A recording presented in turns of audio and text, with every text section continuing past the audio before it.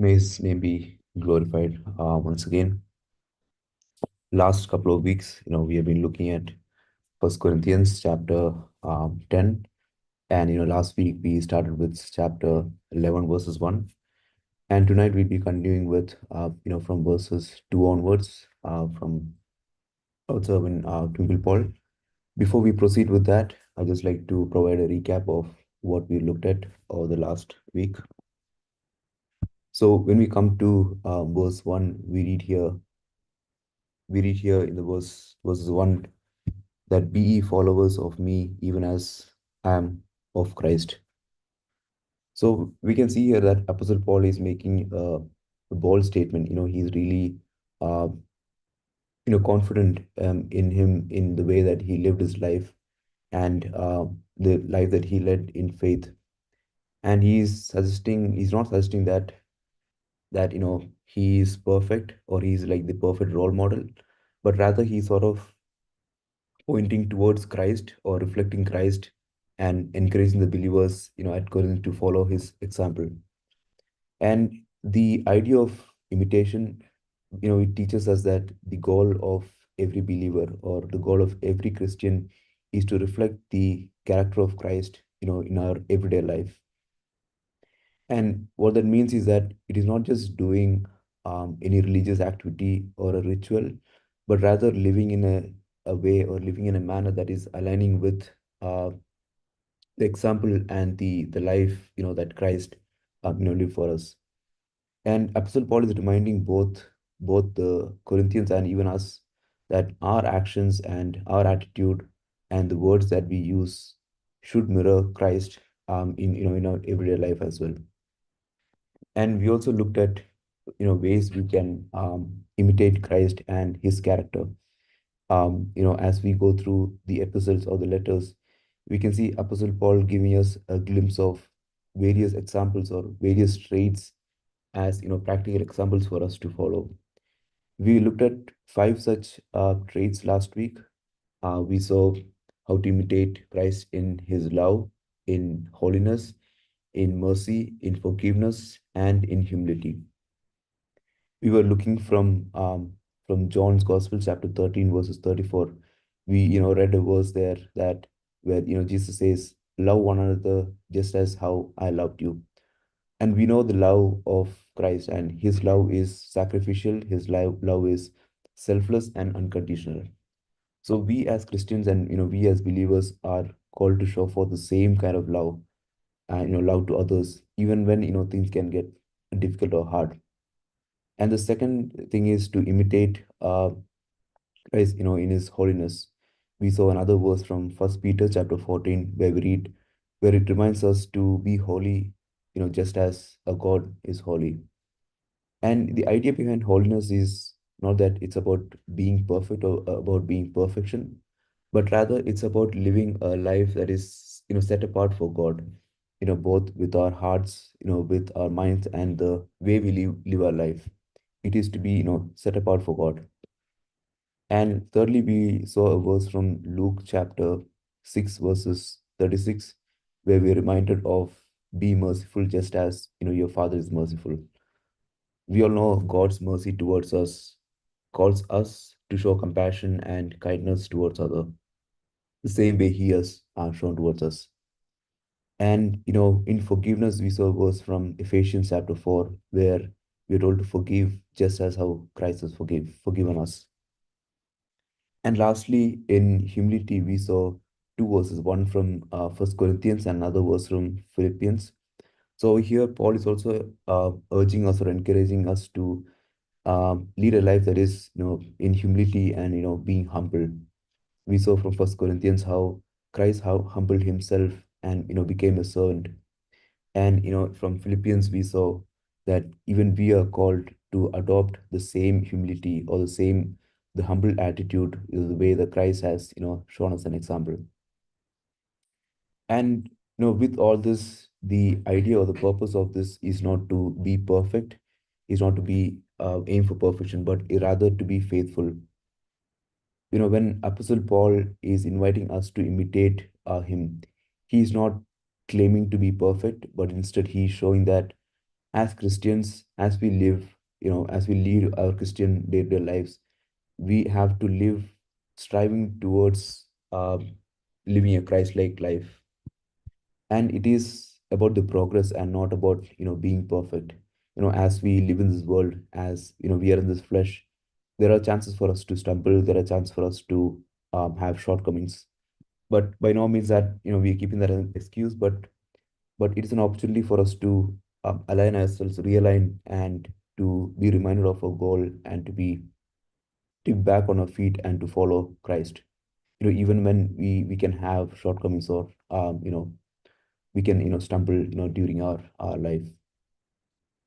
And Apostle Paul, what was interesting was he very well knew that the people are not just going to learn just by hearing and by also seeing his own life. So he sort of lived a life that is, you know, that is modeled after Christ, showing forth the characteristics of Christ in his life, which was a great example for others to look up to him and to learn from his life. And when we go through the chapter, when we read the verse 1, we can see how it also connects chapter 10 as well as chapter 11, and from verses 2 onwards, the passage that we'll be dwelling on. It is sort of connecting that, and it is also encouraging us, at least from the verse 1 we can see how it is encouraging us to imitate Christ. And Paul is addressing certain practical matters from verses 2 onwards. From verses 2, we can see how Paul is addressing the topic of head covering. And, from verses 17, Paul is addressing, topic of the Lord's Supper. But, throughout all this, the main message that, Paul is trying to convey over here is that in everything that we do as Christians, as believers, whether it be with regards to worship or whether it be in our relationship or in our day-to-day lives, that we have to be Christ-like and that we have to reflect Christ in every step of our way. And just like how Paul has strived to align his life to Jesus, we are also called for the same thing. We are also called to imitate Christ in every aspect of our life. And that is the recap that we saw last week, from verses 1. And now like to call upon dear brother Mr. Twinkle Paul to divide to us, from verses 2 onwards. Let us sit prayerfully before his word, and may his name be glorified.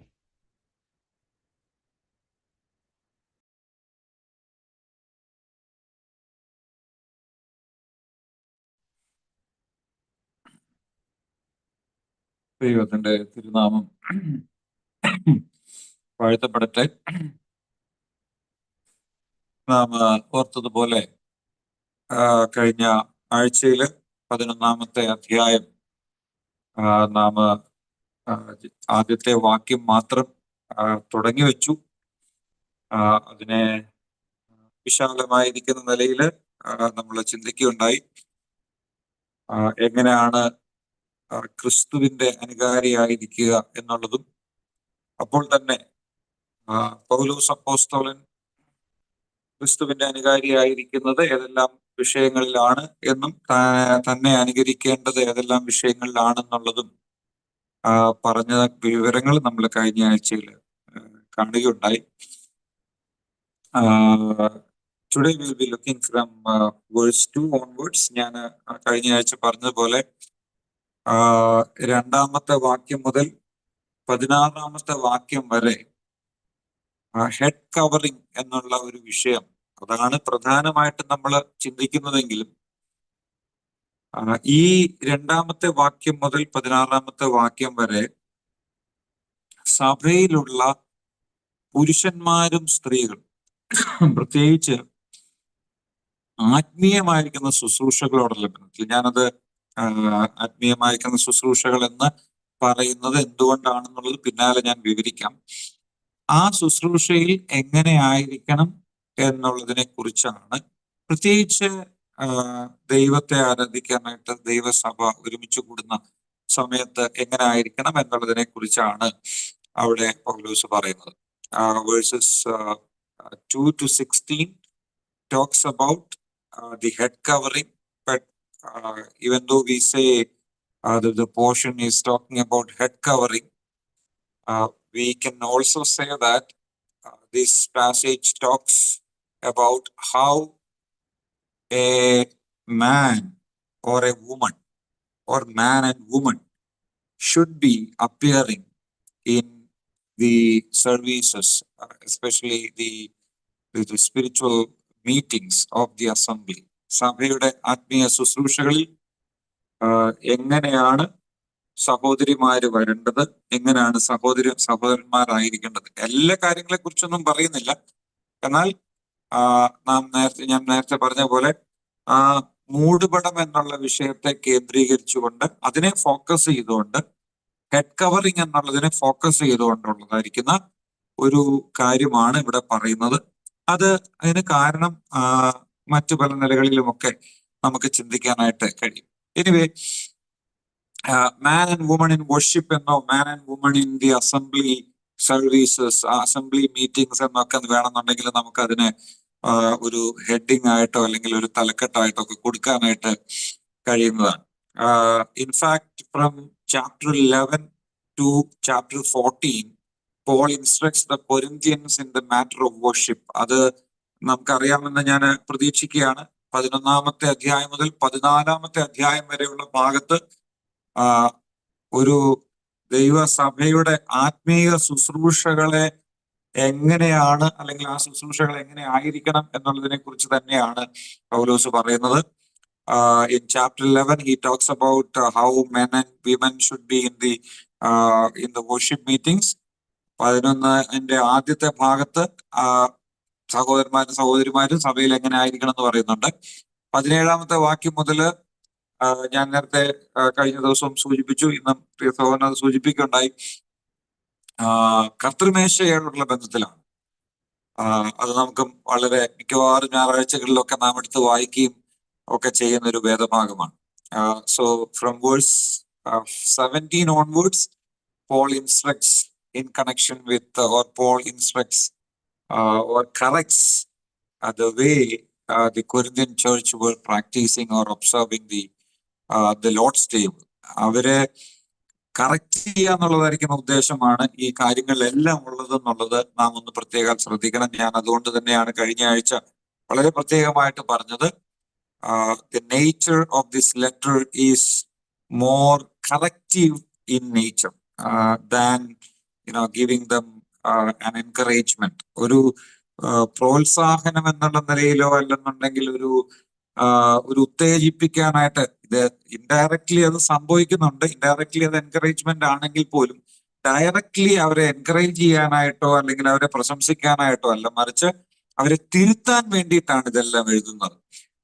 11-ാം അധ്യായത്തിൽ ഈ 2 വിഷയം കഴിയുമ്പോൾ 12, 13, 14 അധ്യായങ്ങളിൽ അവര് കൃപാവരങ്ങൾ എങ്ങനെ ഉപയോഗിക്കുന്നു, their use of spiritual gifts, അതും it was not proper, അത് ശരിയായിട്ടുള്ള നിലയിലായിരുന്നില്ല. അതുകൊണ്ട് അതിനെ കറക്റ്റ് ചെയ്യുന്ന 3 അധ്യായങ്ങളായിട്ടാണ് 12, 13, 14 അധ്യായങ്ങൾ നമുക്ക് കാണാൻ കഴിയുന്നത്. ഞാൻ ഇന്ന് ഈ ഹെഡ് കവറിങ് എന്ന് പറയുന്ന വിഷയത്തെ ഞാൻ തുടങ്ങി വെക്കുന്നു എങ്കിൽ പോലും ഇത് പൂർത്തിയാക്കാനായിട്ട് സാധിക്കുമെന്ന് എനിക്ക് തോന്നുന്നില്ല. കാരണം ഇതിനകത്ത് നമ്മളൊരു പഠനത്തിന് വേണ്ടിയിട്ട് ശ്രമിക്കുകയാണെങ്കിൽ ഒത്തിരി കാര്യങ്ങൾ, ഇതിനകത്തുള്ള പല വാക്കുകളൊക്കെ എടുത്ത് സൂക്ഷ്മമായിട്ട് പരിശോധിച്ച് ഇതിന്റെ പശ്ചാത്തലമൊക്കെ പരിശോധിച്ച് പോകാനായിട്ടുള്ള സാധ്യതകളുണ്ട്. എങ്കിൽ പോലും അതിലേക്ക് ഇപ്പോൾ പോകാനായിട്ട് ഞാൻ ആഗ്രഹിക്കുന്നില്ല. ഞാൻ അതിന്റെ 2 മുതലുള്ളതായിരിക്കുന്ന ചില വാക്യങ്ങൾ ഒന്ന് വായിക്കുകയാണ്. ഏത് വാക്യം വരെ അത് വിശദീകരിക്കാനായിട്ട് കഴിയുമെന്നുള്ളത് എനിക്കറിയില്ല. ഞാൻ ഏതായാലും 9 വരെയുള്ളതായിരിക്കുന്ന വാക്യങ്ങൾ പ്രാരംഭത്തിൽ വായിക്കുകയാണ്. I'm reading from verse 2 till verse 9. നിങ്ങൾ സകലത്തിലും എന്നെ ഓർക്കുകയും ഞാൻ നിങ്ങളെ ഏൽപ്പിച്ച കൽപ്പനകളെ പ്രമാണിക്കുകയും ചെയ്യുകയാൽ നിങ്ങളെ പുകഴ്ത്തുന്നു. എന്നാൽ ഏത് പുരുഷന്റെയും തല ക്രിസ്തു, സ്ത്രീയുടെ തല പുരുഷൻ, ക്രിസ്തുവിന്റെ തല ദൈവം എന്ന് നിങ്ങൾ അറിയണം എന്ന് ഞാൻ ആഗ്രഹിക്കുന്നു.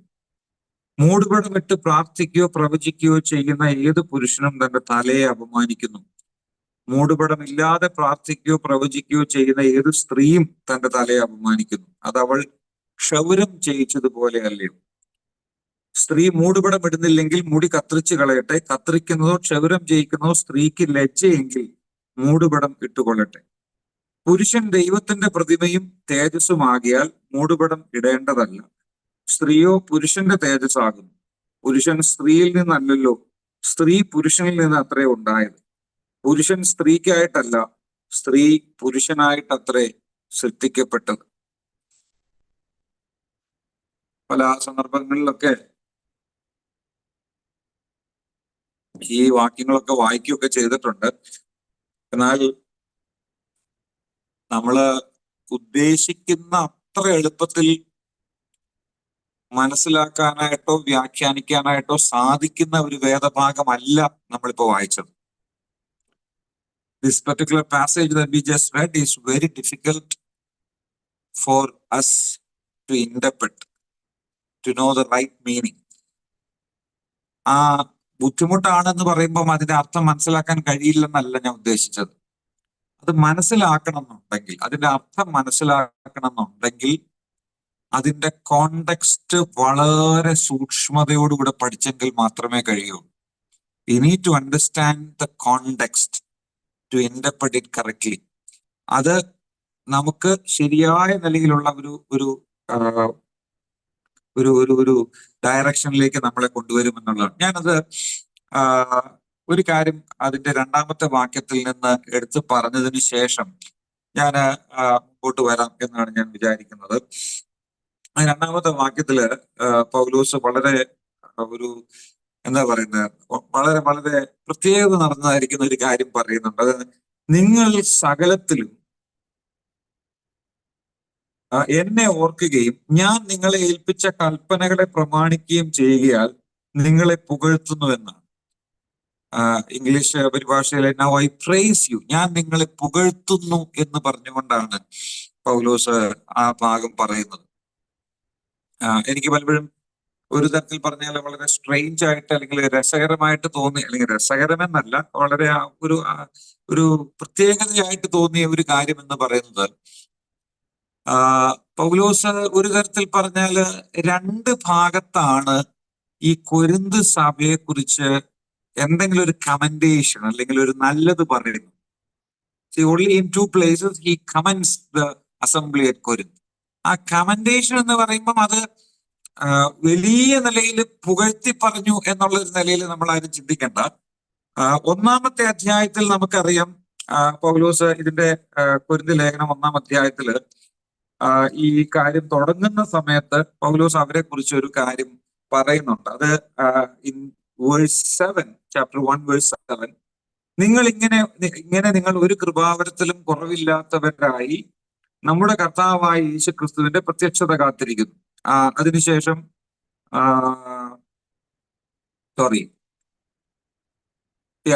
നാലാമത്തെ വാക്യത്തില് ആദ്യം 4-ാമത്തെ വാക്യത്തിൽ, നിങ്ങൾക്ക് ക്രിസ്തുയേശുവിൽ നൽകപ്പെട്ട ദൈവകൃപ നിമിത്തം ഞാൻ എന്റെ ദൈവത്തിന് നിങ്ങളെ കുറിച്ച് എപ്പോഴും സ്തോത്രം ചെയ്യുന്നു എന്ന് പൗലോസ് പറയുന്നു. I thank my God always concerning you for the grace of God which was given you in Christ Jesus. ഈ ഒരു വാക്യത്തെ നിങ്ങൾക്ക് നൽകപ്പെട്ടതായിരിക്കുന്ന ദൈവകൃപ എന്നുള്ള ആ ഒരു നിലയിലുള്ള കാര്യം, നമുക്കത് പൗലോസ് ഉദ്ദേശിച്ചത് എന്തർത്ഥത്തിലാണ് എന്നുള്ളത് നമുക്ക് കൃത്യമായിട്ട് പറയാൻ പ്രയാസമാണ്. എങ്കിലും ഞാൻ രണ്ട് സാധ്യതകൾ പറയാം. ടു പോസിബിലിറ്റീസ് ഓഫ് അല്ലെങ്കിൽ two different ways in which we can understand that verse. അത് ഒന്നാമത്തേത്, ദൈവകൃപ എന്നുള്ളതായിരിക്കുന്ന വാക്ക് നമുക്കറിയാമല്ലോ. ദൈവകൃപ എന്ന് പറയുന്നത് അർഹിക്കാത്തതായിരിക്കുന്ന നന്മ എന്നാണ് മിക്കവാറും നമ്മൾ ദൈവകൃപയെ വിശേഷിപ്പിക്കാറുള്ളത്. Grace is often explained or defined as unmerited favor, undeserved favor. നാം അർഹിക്കാത്തതായിരിക്കുന്ന നന്മ എന്നുള്ള നിലയിൽ കൃപ എന്നുള്ള വാക്കിനെ നമ്മൾ വിശേഷിപ്പിക്കാറുണ്ട്. ആ നിലയിൽ ആ വാക്യം എടുത്തു കഴിഞ്ഞാൽ, നിങ്ങൾ അർഹിക്കാത്തതായിരിക്കുന്ന നന്മ നിങ്ങൾക്ക് ലഭിച്ചത് നിമിത്തം ഞാൻ നിങ്ങളെ ഓർത്ത് സ്തോത്രം ചെയ്യുന്നു, ദൈവത്തിന് നന്ദി പറയുന്നു എന്നുള്ള നിലയിൽ വേണമെങ്കിൽ ആ വാക്യം എടുക്കാം. കാരണം ഈ കൊരിന്ത് സഭ ആ നിലയിൽ അവർ ഇന്ന് അനുഭവിക്കുന്ന അല്ലെങ്കിൽ ആ സമയത്ത് അനുഭവിച്ചുകൊണ്ടിരിക്കുന്ന അനുഗ്രഹങ്ങളൊന്നും അവരെ ഡിസേർവ് ചെയ്യുന്ന ഒരു കാര്യമല്ല. They don't deserve they don't deserve any blessings from God. Whatever they were receiving, whatever they were enjoying, they don't deserve any of those things. അതുകൊണ്ട് പൗലോസ് പറയുകയാണ്, I thank my Lord because of the unmerited or undeserved blessings that you have received. അങ്ങനെ ആ ഒരു അർത്ഥത്തിൽ അതിനെ എടുക്കാനായിട്ട് കഴിയും. ദൈവത്തിന്റെ അർഹിക്കാത്തതായിരിക്കുന്ന അനേക നന്മ എന്ന് പറഞ്ഞാൽ, ഒരു തരത്തിൽ ഞാൻ ഇങ്ങനെ പറയട്ടെ, അത് പരിഹാസത്തോടുകൂടി പറയുന്നതല്ല, പക്ഷെ എങ്കിൽ പോലും ആ നിലയിൽ അതിനെ അർത്ഥം എടുത്തു കഴിഞ്ഞാൽ പൗലോസ് ഇങ്ങനെയാണ് പറയുന്നത്, ഈ സഭ ഇന്നും നിലനിൽക്കുന്നത് ദൈവത്തിന്റെ വലിയ കൃപയും കൊണ്ടാണ് എന്നാണ്. എന്ന് പറഞ്ഞാൽ ഇങ്ങനെ, കാരണം ഈ സഭയ്ക്കകത്തുള്ളതായിരിക്കുന്ന പ്രശ്നങ്ങൾ മുഴുവൻ നമുക്ക് അറിയാമല്ലോ. തുടക്കം മുതൽ അവസാനം വരെ മുഴുവൻ പ്രശ്നങ്ങളുള്ളതായിരിക്കുന്ന ഒരു സഭയാണ്. ആ സഭയെക്കുറിച്ച് പൗലോസ് നിങ്ങൾക്ക് ലഭിച്ച ദൈവകൃപ എന്ന് പറയുമ്പോൾ ഈ സഭ ഇന്നും നിലനിൽക്കുന്നത് ദൈവത്തിന്റെ വലിയ കൃപയും കൊണ്ടാണ് എന്നുള്ള ഒരു നിലയിൽ വേണമെങ്കിൽ അതിനെ മനസ്സിലാക്കാം. ഓക്കെ, മറ്റൊരർത്ഥം എന്ന് പറയുന്നത്, ദൈവകൃപ എന്ന് പറയുന്നത് അർഹിക്കാത്ത നന്മ എന്ന് പറയുമ്പോൾ തന്നെ ദൈവത്തിന്റെ ചില പ്രത്യേകമായിരിക്കുന്ന കൃപ അല്ലെങ്കിൽ കഴിവുകളാണ്, ചില പ്രത്യേകമായിരിക്കുന്ന എനേബിൾമെന്റ്സ് ആണ്. See, grace is also a special ability or enablement of God. It is the strength of God. ദൈവം ചില കാര്യങ്ങൾ തന്റെ മക്കളെ കൊണ്ട് ചെയ്യിക്കാനായിട്ടുള്ള ഒരു ശക്തി, അവരുടെ മേൽ പകരുന്നതായിരിക്കുന്ന ഒരു ശക്തി എന്നുള്ള നിലയിലും ദൈവകൃപയെ നാം കാണുന്നുണ്ട്. ഓക്കെ, സോ അങ്ങനെ ഒരു അർത്ഥം എടുത്താൽ ഈ കൊരിന്തിലുള്ളതായിരിക്കുന്ന വിശ്വാസികളുടെ മേൽ, ഞാൻ 7-ാമത്തെ വാക്യം അതുകൊണ്ടാണ് 1:7 ചേർത്ത് വായിച്ചത്. ഇങ്ങനെ നിങ്ങൾ ഒരു കൃപാവരത്തിലും കുറവില്ലാത്തവരായി, കൃപാവരം, ഗ്രേസ് ഗിഫ്റ്റ്സ്, കൃപയിൽ ധാരാളമായിട്ട് കൃപാവരങ്ങളാൽ സമ്പന്നരായിരിക്കുന്ന ഒരു സഭ എന്നുള്ള നിലയിലും വേണമെങ്കിൽ അതിനെ എടുക്കാം. ഓക്കെ, അപ്പം ആ ഒരു നിലയിലാണെന്നുണ്ടെങ്കിൽ, രണ്ടാമത്തെ അർത്ഥത്തിലാണ് എടുക്കുന്നതെങ്കിൽ അതൊരു കമന്റേഷൻ ആയിട്ട് പൗലോസ് പറഞ്ഞതായിട്ട് കണക്കാക്കാനായിട്ട് കഴിയും. പക്ഷേ നിങ്ങൾ ഈ പൗലോസ് ഒരു വാക്ക് പ്രശംസിച്ച് പറഞ്ഞു എന്നുള്ളത് കൊണ്ട് നമുക്ക് പിന്നീട് കാണാൻ കഴിയുന്നത്, see what Paul has done after praising them, അല്ലെങ്കിൽ after commending them, what he says is that you have gone wrong in so many areas. നിങ്ങളുടെ ഇടയിൽ ഭിന്നതയുണ്ട്, നിങ്ങളുടെ ഇടയിൽ പ്രശ്നങ്ങളുണ്ട്, there are divisions among you എന്ന് പറഞ്ഞിട്ട് അവരെ പിന്നെ കുറ്റപ്പെടുത്തിക്കൊണ്ട് സംസാരിക്കുകയാണ്. ആദ്യം ഒരു നല്ല വാക്ക് അവരെ കുറിച്ച് പറഞ്ഞിട്ട് പിന്നീട് അവരെ കുറിച്ച് പറയുന്നത് മുഴുവൻ അവരുടെ കുറ്റങ്ങളാണ്. ആ 1-ാമത്തെ അധ്യായത്തിൽ തന്നെ നമുക്ക് കാണാൻ കഴിയുന്നുണ്ട്. Soon after he gave that word of praise, he started criticizing them, അല്ലെങ്കിൽ he started correcting them, he started pointing out their mistakes. അവരുടെ കുഴപ്പങ്ങൾ ഓരോന്നോരോന്നായിട്ട് ഇങ്ങനെ എണ്ണി പൗലോസ് അവരുടെ മുമ്പാകെ കൊണ്ടുവന്ന് ഇങ്ങനെ നിരത്തി വെക്കുകയാണ്, അവരെ ആദ്യം ഇങ്ങനെ പ്രശംസിച്ച് പറഞ്ഞതിന് ശേഷം. ഇവിടെയും അത് തന്നെ നമ്മൾ കാണുന്നത്. ഇവിടെ ഞാൻ നിങ്ങളെ പുകഴ്ത്തുന്നു എന്ന് പറഞ്ഞതിന് ശേഷം പിന്നീട് പൗലോസ് പറയുന്നത് പുകഴ്ത്തുകയല്ല, അവരെ പിന്നീട് അവർ ചെയ്യുന്നതായിരിക്കുന്ന എവിടെയൊക്കെയാണോ അവർക്ക് തെറ്റുപറ്റിയത്, ആ തെറ്റുപറ്റിയ കാര്യങ്ങളെല്ലാം ഓരോന്നോരോന്നായിട്ട് എടുത്ത് പറയുകയാണ്. അപ്പോ പൗലോസ് അവരെ പ്രശംസിക്കുന്നു എന്ന് പറഞ്ഞാൽ അവരെ വെറുതെ, he was not using flattering words. Flattery അല്ല ആ പൗലോസ് യൂസ് ചെയ്യുന്നത്. ഒരു തരത്തിൽ അവര് മുഖസ്തുതി ഉപയോഗിച്ച നിങ്ങൾ വളരെ നല്ലവരാണ് എന്നൊക്കെ പറയാൻ വേണ്ടിയിട്ടുള്ള ഒരു കാര്യമായിട്ട് നമ്മൾ ഒരിക്കലും അതിനെടുക്കരുത്. അതിനെ എടുക്കുമ്പോൾ അതിൻ്റെതായ നിലയിൽ അതിനെ മനസ്സിലാക്കുക. അപ്പം പൗലോസ് പറയുന്നതായിരിക്കുന്ന ഒരു കാര്യം, ഞാൻ നിങ്ങളെ പുകഴ്ത്തുന്നു. എന്ത് കാര്യത്തിലാണ് പൗലോസ് ഇവരെ പുകഴ്ത്തുന്നത് എന്നുള്ളതൊന്നും നോക്കുക. എന്ത് കാര്യങ്ങളിലാണ് പ്രധാനമായിട്ടും, അല്ലെങ്കിൽ ഈ ഒരു ക്വസ്റ്റ്യൻ ഇവിടെ ചോദിക്കുമ്പോൾ ഈ കോണ്ടെക്സ്റ്റിൽ 1-ാം അധ്യായത്തിന്റെ കാര്യം നമ്മൾ പറഞ്ഞല്ലോ. Why does Paul praise the Corinthians? എന്തിനു വേണ്ടിയാണ് പൗലോസ് ഈ കൊരിന്തിലുള്ളതായിരിക്കുന്ന വിശ്വാസികളെ പുകഴ്ത്തുന്നത്? നമുക്കവിടെ പ്രധാനമായിട്ടും 2 കാര്യങ്ങളാണ് കാണാനായിട്ട് കഴിയുന്നത്. ഒന്ന്, പൗലോസ് പറയുന്നുണ്ട്, നിങ്ങൾ സകലത്തിലും എന്നെ ഓർക്കുകയും എന്ന് പറയുന്നുണ്ട്. എന്ന് പറഞ്ഞാൽ പൗലോസ് പറഞ്ഞ, I praise you because you remember me in everything. നിങ്ങൾ എന്നെ എല്ലാ കാര്യത്തിലും ഓർക്കുന്നു എന്നുള്ളത് കൊണ്ട് ഞാൻ നിങ്ങളെ പുകഴ്ത്തുന്നു, അല്ലെങ്കിൽ അത് ഐ പ്രൈസ് യു, നിങ്ങളെ അനുമോദിക്കുന്നു, നിങ്ങളെ ഞാൻ സന്തോഷിക്കുന്നു എന്നുള്ള നിലയിൽ അവരെ കുറിച്ച് പ്രശംസിച്ച് പറയുകയാണ്. നമ്മളെ ഈ പൗലോസിനെ കൊരിന്തിലുള്ളതായിരിക്കുന്ന സഭ എല്ലാ കാര്യങ്ങളിലും ഓർക്കുന്നു എന്ന് പറയുമ്പോൾ നമ്മൾ ആ ഒരു വിഷയവും നമ്മൾ ശരിയായിട്ടുള്ള നിലയിൽ ചിന്തിക്കണം. ഈ കൊരിന്തിലുള്ളതായിരിക്കുന്ന എല്ലാ വിശ്വാസികൾക്കും പൗലോസ് സമ്മതനൊന്നും ആയിരുന്നില്ല. നമുക്ക് അത് അറിയാവുന്ന കാര്യമാണ്. ഈ കൊരിന്ത് ലേഖനം വായിച്ചാൽ അറിയാം. ഈ കൊരിന്ത്യർക്ക് എഴുതിയ 2-ാം ലേഖനം വായിക്കുമ്പോൾ അത് കുറച്ചുകൂടെ ക്ലിയർ ആയിട്ട് നമുക്ക് മനസ്സിലാക്കാനായിട്ട്.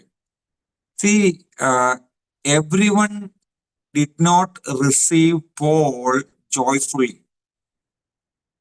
Everyone in the church of Corinth did not receive it. They were not accepting him as the genuine apostle or true apostle.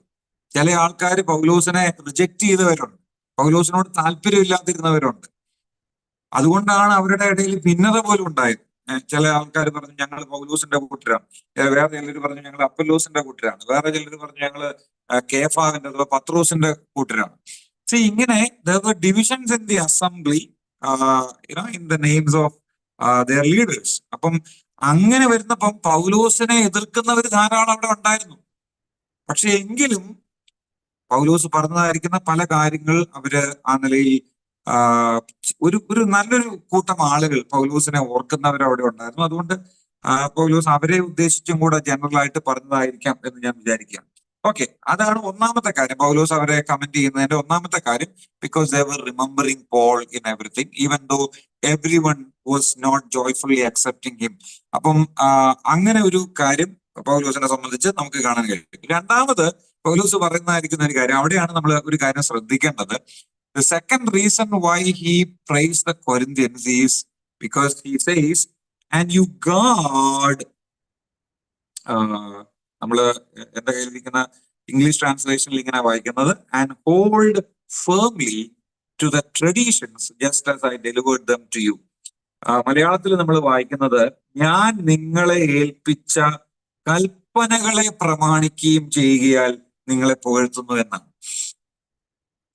പൗലോസ് ഏൽപ്പിച്ചതായിരിക്കുന്ന കൽപ്പനകള് അവിടെ എത്ര പേര് പ്രമാണിക്കുന്നുണ്ടായിരുന്നു എന്നുള്ളത് ചോദിച്ചാൽ അതിന് വ്യക്തമായിട്ടുള്ള ഉത്തരം പറയാൻ എനിക്കറിയില്ല. പൗലോസ് ഏൽപ്പിച്ചു കൊടുത്തതായിരിക്കുന്ന കൽപ്പനകൾ പലതും അല്ലെങ്കിൽ അപ്പോസ്തലന്മാരെ ഏൽപ്പിച്ചു കൊടുത്തതായിരിക്കുന്ന കൽപ്പനകൾ പലതും അവർ തെറ്റിച്ചത് കൊണ്ടാണ് ഈ പ്രശ്നം അവിടെ ഉണ്ടായതെന്നുള്ളത് നാം വളരെ ശ്രദ്ധിക്കേണ്ടതാണ്. ഈ പല വിഷയങ്ങളുടെയും കാരണം അതാണ്. എന്നാൽ ഒരു കൂട്ടം ആളുകൾ അവിടെ ശരിയായിട്ടുള്ള നിലയിൽ അപ്പോസ്തലന്റെ അല്ലെങ്കിൽ അപ്പോസ്തലന്മാര് എന്താണോ പറഞ്ഞു കൊടുത്തത്, ദൈവം എന്താണോ സഭയിൽ ആഗ്രഹിക്കുന്നത് അത് നടപ്പിലാകണം എന്ന് നിർബന്ധമുള്ളതായിരിക്കുന്ന കുറച്ചു പേര് അവിടെ ഉണ്ടായിരുന്നു. See, even though there were people who were not really mindful about practicing the traditions or the commandments that were handed over by the apostles, there were a few people, there were some men and women among the Corinthian church who really had a desire to follow the commandments of the Lord or the commandments handed over by the apostles. ആ അപ്പോസ്റ്റലന്മാര് പറഞ്ഞു കൊടുത്ത ആ വഴികളിലൂടെ നടക്കണമെന്ന് നിർബന്ധമുള്ളതായിരിക്കുന്ന ചില ആളുകൾ അവിടെ ഉണ്ടായിരുന്നു. എന്നാൽ കുറെ പേര് അതിന് താല്പര്യമില്ലാത്തവരും ഉണ്ടായിരുന്നു. എങ്ങനെ നമ്മൾ മനസ്സിലാക്കുന്നതെന്ന് ചോദിച്ചാല്, നമുക്കറിയാം ഈ 7-ാം അധ്യായത്തിന്റെ തുടക്കത്തില് നിങ്ങൾ എഴുതി അയച്ച സംഗതികളെ കുറിച്ച് എന്റെ അഭിപ്രായം എന്തെന്നാൽ, 8-ാം അധ്യായത്തിന്റെ തുടക്കത്തില് പൗലോസ് പറയുന്നതായിരിക്കുന്ന ഒരു കാര്യം ഇങ്ങനെയാണ്, now concerning things sacrifice to idols. അപ്പം ഇതൊക്കെ ഓരോന്നോരോന്നായിട്ട് അവര് എഴുതി ചോദിച്ചിരുന്ന കാര്യങ്ങളാണ്. എങ്ങനെയാണ് ഈ വിഷയത്തിൽ സഭ പോകേണ്ടത്? അപ്പം ഈ വിഷയത്തിലും, അതായത് സഭയുടെ ആരാധനാ യോഗങ്ങളിൽ കാര്യങ്ങൾ എങ്ങനെ ക്രമീകരിക്കണം എന്നുള്ളതിനെ കുറിച്ച് ദൈവവചനപ്രകാരം, അപ്പോസ്തോലികമായിരിക്കുന്ന നിർദ്ദേശപ്രകാരം, അപ്പോസ്തോലികമായിരിക്കുന്ന ഉപദേശപ്രകാരം എങ്ങനെ പോകണം എന്ന് അറിയാൻ താല്പര്യമുള്ള, അത് അതുപോലെ തന്നെ അനുസരിച്ച് പോകാനായിട്ട് ആഗ്രഹമുള്ള ചിലര് ആ സഭയ്ക്കകത്ത് ഉണ്ടായിരുന്നു. ആ ഒരു കാര്യം മനസ്സിൽ വെച്ചുകൊണ്ടായിരിക്കണം പൗലോസ് ഇങ്ങനെ പറയുന്നത്, ഞാൻ നിങ്ങളെ ഏൽപ്പിച്ച കൽപ്പനകളെ പ്രമാണിക്കുകയും ചെയ്യുകയാൽ നിങ്ങളെ പുകഴ്ത്തുന്നു. അവർക്ക് കുറച്ചു പേർക്ക് അത് നിർബന്ധമുണ്ട്. there were some men and women in the church who were really, uh, they were really having the desire. They were really particular in practicing the traditions, the teachings of the apostles. അതുകൊണ്ട് പൗലോസ് അവരെ കുറിച്ച് പറയുക. ഇനി ആ വാക്യത്തിൽ ശ്രദ്ധിക്കേണ്ട മറ്റൊരു കാര്യം എന്ന് പറയുന്നത്, കൽപ്പനകൾ എന്ന് മലയാളത്തിൽ പരിഭാഷപ്പെടുത്തിയിട്ടുള്ളതായിരിക്കുന്ന ആ വാക്ക് ശരിക്കും ഒറിജിനലില് പാരാഡോസിസ് എന്ന് പറയുന്നതായിരിക്കുന്ന ഒരു വാക്കാണ്. പാരാഡോസിസ് എന്ന് പറഞ്ഞു കഴിഞ്ഞാൽ അത് പുതിയ നിയമത്തിൽ പല സ്ഥലങ്ങളിലും ഉപയോഗിച്ചിട്ടുണ്ട് ആ വാക്ക്. പാരാഡോസിസ് എന്ന് പറയുന്ന വാക്കിന്റെ ലിറ്ററൽ ട്രാൻസ്ലേഷൻ എന്ന് പറയുന്നത് ട്രഡീഷൻസ് എന്നാണ്, പാരമ്പര്യം എന്നാണ്. അപ്പം ആ പാരമ്പര്യം എന്ന് പറഞ്ഞു കഴിഞ്ഞാൽ ആ വാക്ക് ആ നിലയിൽ ഉപയോഗിച്ചു കഴിഞ്ഞാൽ ഇങ്ങനെയാണ് മലയാളത്തിൽ അത് പരിഭാഷപ്പെടുത്തേണ്ടി വരിക: നിങ്ങൾ സകലത്തിലും എന്നെ ഓർക്കുകയും ഞാൻ നിങ്ങളെ ഏൽപ്പിച്ച പാരമ്പര്യങ്ങളെ പ്രമാണിക്കുകയും ചെയ്യുകയാൽ നിങ്ങളെ പുകഴ്ത്തുന്നു എന്നാണ്. പക്ഷെ പാരമ്പര്യങ്ങൾ എന്ന് പറയുമ്പോൾ നമ്മൾ സാധാരണഗതിയിൽ ഈ പാരമ്പര്യം എന്നുള്ളതായിരിക്കുന്ന വാക്ക്, ട്രഡീഷൻസ് എന്ന് പറയുന്നതായിരിക്കുന്ന വാക്കിനോട് നമുക്കൊരു അലർജിയുണ്ട്. അത് നമ്മൾ പത്രോസിന്റെ ലേഖനത്തിലൊക്കെ വായിക്കുന്ന പോലെ വ്യർത്ഥമായ പിതൃപാരമ്പര്യം എന്നൊക്കെ ഉള്ളതായിരിക്കുന്ന വാക്കുകൾ നമ്മുടെ നമ്മൾ ഓർക്കുന്നതുകൊണ്ടാണ് ഈ പാരമ്പര്യം എന്ന് പറയുന്നതായിരിക്കുന്ന കാര്യത്തിനെ നമ്മൾ എതിർക്കുന്നത്. ഈ ക്രിസ്തീയ സഭയ്ക്ക് പാരമ്പര്യം ഇല്ല എന്നുള്ള തെറ്റിദ്ധാരണ നമ്മൾ ആരും വെച്ചുകൊണ്ടിരിക്കരുത്. ക്രിസ്തീയ സഭയ്ക്ക് പാരമ്പര്യങ്ങളുണ്ട്. ക്രിസ്തീയ സഭയ്ക്ക് മാത്രമല്ല, എല്ലാ സമുദായങ്ങൾക്കും, എല്ലാ ഏത് കൾച്ചറിലുള്ള, ഏത് സംസ്കാരത്തിൽ ജീവിക്കുന്നവർക്കും പാരമ്പര്യങ്ങളുണ്ട്. നമ്മള് പാരമ്പര്യം എന്ന് പറയുമ്പോൾ നമ്മൾ അതിനെ നിഷേധാത്മകമായിട്ട്, നെഗറ്റീവായിട്ട് കാണരുത്. പാരമ്പര്യം എന്ന് പറയുന്നത് എല്ലാ സമൂഹത്തിനും എല്ലാ സംസ്കാരത്തിനുമുള്ളതാണ്. See, no culture, no community can exist or survive without traditions. You should not view the word tradition as a negative word. അതൊരു നെഗറ്റീവായിട്ടുള്ള നിലയിലുള്ള ഒരു ആശയം വരുന്ന ഒരു അർത്ഥത്തിൽ നമ്മൾ അതിനെ എടുക്കരുത്. എന്നാൽ ട്രഡീഷൻസ് എന്ന് പറയുന്നതായിരിക്കുന്ന കാര്യത്തെ എപ്പോഴാണെന്നറിയാവോ നമ്മൾ എതിർക്കേണ്ടത്? when it goes against the written revelation. എവിടെയാണോ എഴുതപ്പെട്ടതായിരിക്കുന്ന വെളിപ്പാടിനോടോ പ്രമാണത്തോടോ ഈ പാരമ്പര്യങ്ങൾ എതിര് നിൽക്കുന്നത്, അവിടെ മാത്രമേ പാരമ്പര്യങ്ങൾക്ക് എതിരായിട്ട് നാം പോകേണ്ട കാര്യമുള്ളൂ. അത് ഞാൻ ജനറലി അതിനെ കുറിച്ച് പറഞ്ഞതാണ്. പക്ഷെ ഇവിടെ പറയുന്നതായിരിക്കുന്ന കാര്യം അങ്ങനെയുള്ള പാരമ്പര്യങ്ങളെ കുറിച്ചല്ല. ഇവിടെ പറയുന്ന കാര്യം എന്ന് പറയുന്നത്, Paul is talking about the apostolic traditions. അപ്പോസ്തോലികമായിരിക്കുന്ന പാരമ്പര്യം എന്ന് പറഞ്ഞാൽ അപ്പോസ്തലന്മാർ എന്താണോ അവർക്ക് പറഞ്ഞു കൊടുത്തത്, അതാണ് അവിടെ ട്രഡീഷൻ എന്നുള്ളതായിരിക്കുന്ന വാക്കുകൊണ്ട് ഉദ്ദേശിക്കുന്നത്. ഈ വാക്കിനെ ഡിഫൈൻ ചെയ്തിരിക്കുന്നത്, പാരഡോസിസ് എന്ന് പറയുന്നതായിരിക്കുന്ന വാക്കിനെ, പാരമ്പര്യം എന്ന് അവിടെ പറഞ്ഞിരിക്കുന്ന വാക്കിനെ ഡിഫൈൻ ചെയ്തിരിക്കുന്നത് that which is passed along by teaching എന്നാണ്. ഉപദേശത്തിലൂടെ അല്ലെങ്കിൽ പഠിപ്പിക്കലിലൂടെ, പഠനത്തിലൂടെ മറ്റുള്ളവർക്ക് കൈമാറി കൊടുത്തതായിരിക്കുന്ന കാര്യത്തെയാണ് ഇവിടെ പാരാഡോസിസ് എന്നുള്ളതായിരിക്കുന്ന വാക്ക് കൊണ്ട് അർത്ഥമാക്കുന്നത്. അവിടെ ഉപയോഗിക്കുന്നതായിരിക്കുന്ന ആ വാക്ക് ഈ മനുഷ്യരുടെ പാരമ്പര്യം എന്ന് പറയുമ്പോൾ, സാധാരണ മനുഷ്യരുടെ പാരമ്പര്യം, ദൈവവചനത്തിന് വിരുദ്ധമായിട്ടുള്ള നിലയിലുള്ള പാരമ്പര്യം എന്നുള്ള നിലയിൽ അതിനെ ഒരു നിഷേധാത്മകമായിട്ടുള്ള നിലയിൽ നെഗറ്റീവായിട്ടുള്ള അർത്ഥത്തിൽ ഉപയോഗിച്ചിട്ടുണ്ട്. എന്നാൽ നല്ല അർത്ഥത്തിലും അത് ഉപയോഗിച്ചിട്ടുണ്ട്. നോക്കുക, ഇതിന് ഒരു ഉദാഹരണം ചൂണ്ടിക്കാണിക്കാം. 1 തെസ്സലോനിക്കർ, 1 Thessalonians chapter 2 and verse 15. 1 Thessalonians chapter 2 and verse 15. അവിടെ നാം വായിക്കുന്നത് ഇങ്ങനെയാണ്. മലയാളത്തില്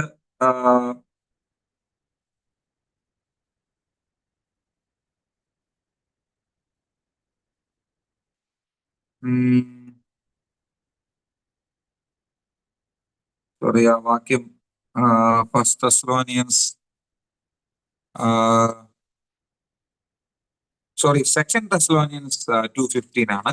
1 Thessalonians അല്ല, 2 Thessalonians chapter 2 verse 15. ആകയാൽ സഹോദരന്മാരെ, നിങ്ങൾ ഉറച്ചു നിന്ന് ഞങ്ങൾ വാക്കിനാലോ ലേഖനത്താലോ ഉപദേശിച്ചു തന്ന പ്രമാണങ്ങളെ മുറുകെ പിടിച്ചുകൊള്ളുവിൻ.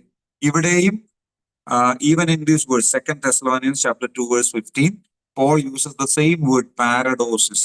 ട്രഡീഷൻസ് എന്നുള്ളതായിരിക്കുന്ന വാക്കാണ് ഇവിടെ ഉപയോഗിച്ചിട്ടുള്ളത്. ഇംഗ്ലീഷിൽ എന്റെ കയ്യിലിരിക്കുന്ന NASB, New American Standard Bible, അതിൽ ഇങ്ങനെയാണ് എഴുതിയിരിക്കുന്നത്. So then brethren stand firm and hold to the traditions which you were taught, whether by word of mouth or by letter from us. ഞങ്ങൾ വാക്കിനാലോ ലേഖനത്താലോ നിങ്ങൾക്ക് എഴുതി തന്നതായിരിക്കുന്ന ആ ട്രഡീഷൻസ്, അതിനാണ് പ്രമാണങ്ങൾ എന്ന് പറയുന്നത്. That which is, or that which has been handed over or handed down and passed along by way of teaching. അത് either through mouth or through letters. ഈ രണ്ട് വിധേനയും നിങ്ങൾക്ക് പറഞ്ഞു തന്നതായിരിക്കുന്ന അല്ലെങ്കിൽ നിങ്ങളുടെ കയ്യിലോട്ട് പകർന്നു തന്നതായിരിക്കുന്ന ആ ഒരു കാര്യത്തെയാണ് ട്രഡീഷൻ എന്നുള്ളതായിരിക്കുന്ന നിലയിലുള്ളത്, അല്ലെങ്കിൽ ആ പ്രമാണങ്ങൾ എന്ന മലയാളത്തിൽ പരിഭാഷപ്പെടുത്തിയിരിക്കുന്ന അർത്ഥത്തിലാണ്. നോക്കുക, അതിന് വിരുദ്ധമായിട്ട് പോകുന്നതായിരിക്കുന്ന ആളുകളെ എങ്ങനെ ചെയ്യണം എന്നുള്ളതിനെ കുറിച്ചും ഈ ലേഖനത്തില് പൗലോസ് പറയുന്നുണ്ട്. 2 Thessalonians chapter 3 verse 6, 2 തെസ്സലോനിക്കർ 3-ാം അധ്യായത്തിന്റെ 6-ാമത്തെ വാക്യത്തിൽ ഇങ്ങനെയാണ് വായിക്കുന്നത്: സഹോദരന്മാരെ, ഞങ്ങളോട് പ്രാപിച്ച പ്രമാണം വിട്ട് ക്രമം കെട്ട് നടക്കുന്ന ഏത് സഹോദരനോടും അകന്നുകൊള്ളണം എന്ന് നമ്മുടെ കർത്താവായ യേശുക്രിസ്തുവിന്റെ നാമത്തിൽ ഞങ്ങൾ നിങ്ങളോട് ആജ്ഞാപിക്കുന്നു. See, Paul is also telling the Thessalonians what they should do, or in what manner they should deal with a brother or a group of people who violates these traditions, who violates these teaching that has been passed on or passed along or handed over from the apostles. അത് വ്യതിചലിച്ചു പോകുന്ന, അതിൽ നിന്ന് അകന്നു പോകുന്നതായിരിക്കുന്ന ഏതൊരു വ്യക്തിയോട് എങ്ങനെയാണ് ഇടപെടേണ്ടത് എന്നുള്ളതിനെ കുറിച്ചാണ് ഇവിടെ പറയുന്നത്. That you keep away from every brother who leads an unruly life and not according to the tradition which you received from us. So അപ്പം നമ്മൾ നോക്കണം, ഇവിടെ പൗലോസ് പറയുന്നതായിരിക്കുന്ന ഒരു കാര്യം എന്ന് പറയുന്നത് പാരഡോസിസ് എന്ന് പറഞ്ഞ ട്രഡീഷൻസ് എന്ന് പറയുന്നതായിരിക്കുന്ന കാര്യം, അത് പൗലോസ് അല്ലെങ്കിൽ മറ്റ് അപ്പോസ്തലന്മാര് അവർക്ക് വാക്കിനാലോ ലേഖനത്താലോ എഴുതി കൊടുത്തതായിരിക്കുന്ന കാര്യങ്ങളാണ്, അവർക്ക് പ്രമാണിക്കാൻ വേണ്ടി എഴുതി കൊടുത്തതാണ്. അത് ദൈവത്തിന്റെ സഭയ്ക്ക് ഒരു അടിസ്ഥാന പ്രമാണമായിട്ടുണ്ടായിരുന്നതാണ്. നമുക്കറിയാം, ഈ സമയത്ത് പുതിയ നിയമം പൂർണ്ണമായിട്ട് എഴുതപ്പെട്ടിട്ടില്ല. ഈ ലേഖനം എഴുതും, തെസ്സലോനിക്കർക്ക് ലേഖനം എഴുതുമ്പോൾ അല്ലെങ്കിൽ കൊരിന്ത്യർക്ക് ലേഖനം എഴുതുമ്പോൾ പുതിയ നിയമം പൂർണ്ണ രൂപത്തിൽ എഴുതപ്പെട്ടിട്ടില്ല. അതിന്റെ ആ ഒരു പ്രോസസ് നടന്നുകൊണ്ടിരിക്കുന്നേ ഉള്ളൂ. Revelation was progressive, and the process of the completion of the New Testament canon, and that is yet to be completed. അത് ഒരു തരത്തിൽ പറഞ്ഞു കഴിഞ്ഞാൽ അത് പിന്നീട് ഒരു സമയത്താണ് പൂർണ്ണമായിട്ട് കിട്ടുന്നത്. അതുവരെ എഴുത്തിനാലോ അല്ലെങ്കിൽ വാക്കിനാലോ ഒക്കെയാണ്, പ്രവാചകന്മാർ മുഖാന്തരമൊക്കെ ധാരാളം കാര്യങ്ങൾ സഭയിലുള്ളതായിരിക്കുന്ന ആളുകളെ പഠിപ്പിച്ചുകൊണ്ടിരിക്കുന്ന ഒരു സമയമായിരുന്നു. അപ്പം അതുകൊണ്ട് അങ്ങനെയുള്ളതായിരിക്കുന്ന കാര്യങ്ങൾ അത് അനുസരിക്കാനായിട്ടും അതിനെക്കുറിച്ച് ശ്രദ്ധയോടുകൂടെ പിടിച്ചുകൊള്ളാനായിട്ടും താല്പര്യമുള്ളതായിരിക്കുന്ന ഒരു കൂട്ടം ആളുകൾ കൊരിന്ത് സഭയ്ക്കകത്ത് ഉണ്ടായിരുന്നു എന്നുള്ളത് കൊണ്ടാണ് പൗലോസ് അവരെ ആ നിലയിൽ പ്രശംസിച്ച് പറയുന്നത്. ഇനി ആ 3-ാമത്തെ വാക്യം മുതൽ നാം വായിക്കുമ്പോൾ അവിടെയാണ് ഈ ഒരു കറക്റ്റീവ് നേച്ചർ നമ്മൾ കാണുന്നത്. അവിടെ ഈ ഹെഡ് കവറിങ് എന്ന് പറയുന്നതായിരിക്കുന്ന കാര്യം ഉപയോഗിക്കുമ്പോൾ അതിന് പൗലോസ് കറക്റ്റ് ചെയ്യുന്നതായിരിക്കുന്ന ഒരു കാര്യം. ഇനി ഈ ഒരു കാര്യത്തെ സംബന്ധിച്ച് പറയുമ്പോൾ ഞാൻ അതിന്റെ തുടക്കത്തിൽ തന്നെ ചില കാര്യങ്ങൾ ആദ്യമേ തന്നെ ഒന്ന് സൂചിപ്പിച്ചിട്ട് ഞാൻ അടുത്ത ഭാഗത്തേക്ക് വരാനായിട്ടാണ് ആഗ്രഹിക്കുന്നത്. സീവൻ നമ്മൾ ഈ മൂടുപടത്തെ കുറിച്ച് പറയുമ്പോൾ നമുക്കറിയാം ഈ വിഷയം വളരെ തർക്കമുള്ളതായിരിക്കുന്ന ഒരു വിഷയമാണ്. ചില ആളുകൾ പറയും ഇത് ആക്ച്വലി ഇത് 1-2 വ്യൂ പോയിന്റ്സ് അല്ല ഇതിനകത്തുള്ളത്, 3-4 വ്യൂ പോയിന്റ്സ് ഒക്കെ ഉണ്ട്. അതില് പ്രധാനപ്പെട്ടതായിരിക്കുന്ന 3 കാര്യങ്ങൾ മാത്രം ഞാൻ നിങ്ങളോട് പറയാം. ഒന്ന്, സഹോദരിമാർ. ഇത് മൂടുപടം എന്ന് പറയുന്നതായിരിക്കുന്ന കാര്യത്തോടുള്ള ബന്ധത്തിൽ സഹോദരിമാരെയും ഒരുമിച്ച് കൺസിഡർ ചെയ്യേണ്ടതാണ്. പക്ഷേ നമ്മൾ പ്രധാനമായിട്ടും മൂടുപടം വേണമെന്നിവിടെ ആവശ്യപ്പെടുന്നത് സഹോദരിമാർക്കാണല്ലോ. അപ്പൊ അതുകൊണ്ട് അല്ലെങ്കിൽ വേണമെന്നുള്ള ആ ഒരു ചിന്ത പറയുന്നത് സഹോദരിമാരോടുള്ള ബന്ധത്തിലാണല്ലോ. പുരുഷന്മാർക്ക് വേണ്ട എന്ന് പറയുന്നു. എന്നാൽ ആ സാഹചര്യം, അതിനെക്കുറിച്ച് പല വ്യാഖ്യാനങ്ങൾ പലതരത്തിലുള്ളതായിരിക്കുന്നു, വിവിധ തരത്തിലുള്ളതായിരിക്കുന്ന വ്യൂ പോയിന്റ്സ് ഉണ്ട്. ഞാൻ അത് ഒന്ന് പരിചയപ്പെടുത്തിയിട്ട് ആ ഭാഗത്തേക്ക് വരാമെന്ന് വിചാരിക്കുകയാണ്. അതിന്റെ കാര്യപ്രസക്തമായിരിക്കുന്ന ഭാഗത്തേക്ക് ഞാൻ പിന്നാലെ വരാം. Let me just introduce or let me just list out the different viewpoints that people hold on to in connection with the head covering. There are more than 3 or more than 4 views in connection with this. Let me give you the most important 3 viewpoints in connection with head covering. ആദ്യത്തെ എന്ന് പറയുന്നത്, സഹോദരിമാര് എല്ലാ ആത്മീയ ശുശ്രൂഷയിലും, സഭയുടെ ആത്മീയ ശുശ്രൂഷയിൽ, അത് മറ്റെവിടെയെങ്കിലും ഉള്ളതായിരിക്കുന്ന കാര്യങ്ങളാണെങ്കിലും എവിടെയാണെങ്കിലും സഭയുടെ ആത്മീയമായിരിക്കുന്ന ഒരു ശുശ്രൂഷയിൽ പങ്കെടുക്കുമ്പോൾ, അതൊരു പ്രാർത്ഥനയായിക്കോട്ടെ, മറ്റ് ബൈബിൾ സ്റ്റഡി ആയിക്കോട്ടെ, ഏത് തരത്തിലുള്ളതായിരിക്കുന്ന ഒരു ആത്മീയമായിരിക്കുന്ന കൂടിവരവിലും മൂടുപടം തലയിൽ, അവരുടെ ഹെഡ് കവറിങ് എന്ന് പറയുമ്പോൾ അതിനെ ഒരു മൂടുപടം എന്നുള്ള നിലയിൽ അതിനെ ധരിക്കണം. ഒരു എന്താ പറയുന്നത്, ഒരു സിമ്പൽ എന്നുള്ള നിലയിൽ, ഒരു അടയാളം എന്നുള്ള നിലയിൽ, അതിലേക്ക് നമുക്ക് പിന്നാലെ വരാം. എന്നാൽ ആ ഒരു മൂടുപടം ധരിക്കണം എന്നുള്ളതാണ് ഒന്നാമത്തെ വ്യൂ പോയിന്റ് എന്ന് പറയുന്നത്. Every sister in the assembly, every woman in the assembly should have A head covering in all the meetings, whether large or small, no matter what the size of the gathering is. But if that is, whether it is a prayer meeting, whether it's a Bible study meeting, whether it's for the Lord's table, every woman should have a head covering on their head. They should have a head covering. അതാണ് ഒന്നാമത്തെ view എന്ന് പറയുന്നത്. രണ്ടാമത്തെ view എന്ന് പറയുന്നത് ഇതിന് നേരെ വിപരീതമായിട്ടുള്ള ഒരു കാര്യം എന്നുള്ള നിലയിലാണ്. അവര് പറയുന്നത്, പൗലോസ് ഇവിടെ പറയുന്നതായിരിക്കുന്ന ഈ വിഷയം എന്ന് പറയുന്നത് അത് തികച്ചും ഒരു പ്രാദേശികമായിരിക്കുന്ന വിഷയമാണ്, അല്ലെങ്കിൽ സാംസ്കാരികപരമായിരിക്കുന്ന ഒരു വിഷയത്തോടുള്ള ബന്ധത്തിലാണ്. അതുകൊണ്ട് അത് കൊരിന്ത് സഭയോട് ബന്ധപ്പെട്ട് മാത്രം പ്രായോഗികമായ ഒരു കാര്യമായിരുന്നു. മറ്റുള്ളതായിരിക്കുന്ന സഭകൾക്ക്, മറ്റുള്ള കൾച്ചറുകളിൽ അത് ബാധകമല്ല. The second view says that what Paul says here is purely a cultural thing. It is something that has meaning only in the local community or in the local culture. So it is not required in other churches, in other cultures.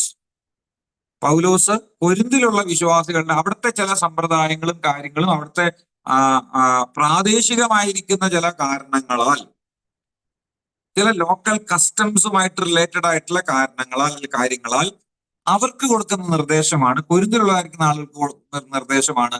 അത് ഇപ്പം UAE-യിലുള്ളതോ ഇന്ത്യയിലുള്ളതോ അല്ലെങ്കിൽ അമേരിക്കയിലുള്ളതോ ആയിരിക്കുന്ന സഭകള് അത് അനുസരിക്കേണ്ടതില്ല, അത് അങ്ങനെ ഒരു strict commandment ആയിട്ടില്ല എന്നാണ് രണ്ടാമത്തെ വ്യൂ പോയിന്റ് എന്ന് പറയുന്നത്.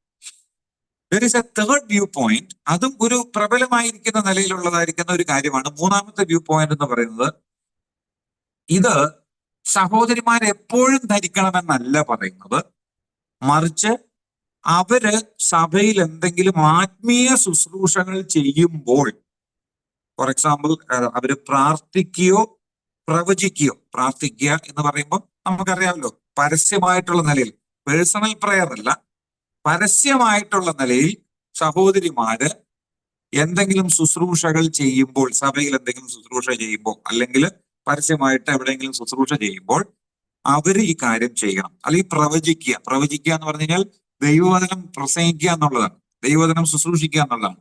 അങ്ങനെയുള്ള കാര്യങ്ങൾ ചെയ്യുമ്പോൾ അവർ ഈ കാര്യം ചെയ്യണം എന്നുള്ള നിലയിൽ. See, the third viewpoint says that when a woman, when she engages in praying, public praying or public prophesying, she should have this head covering.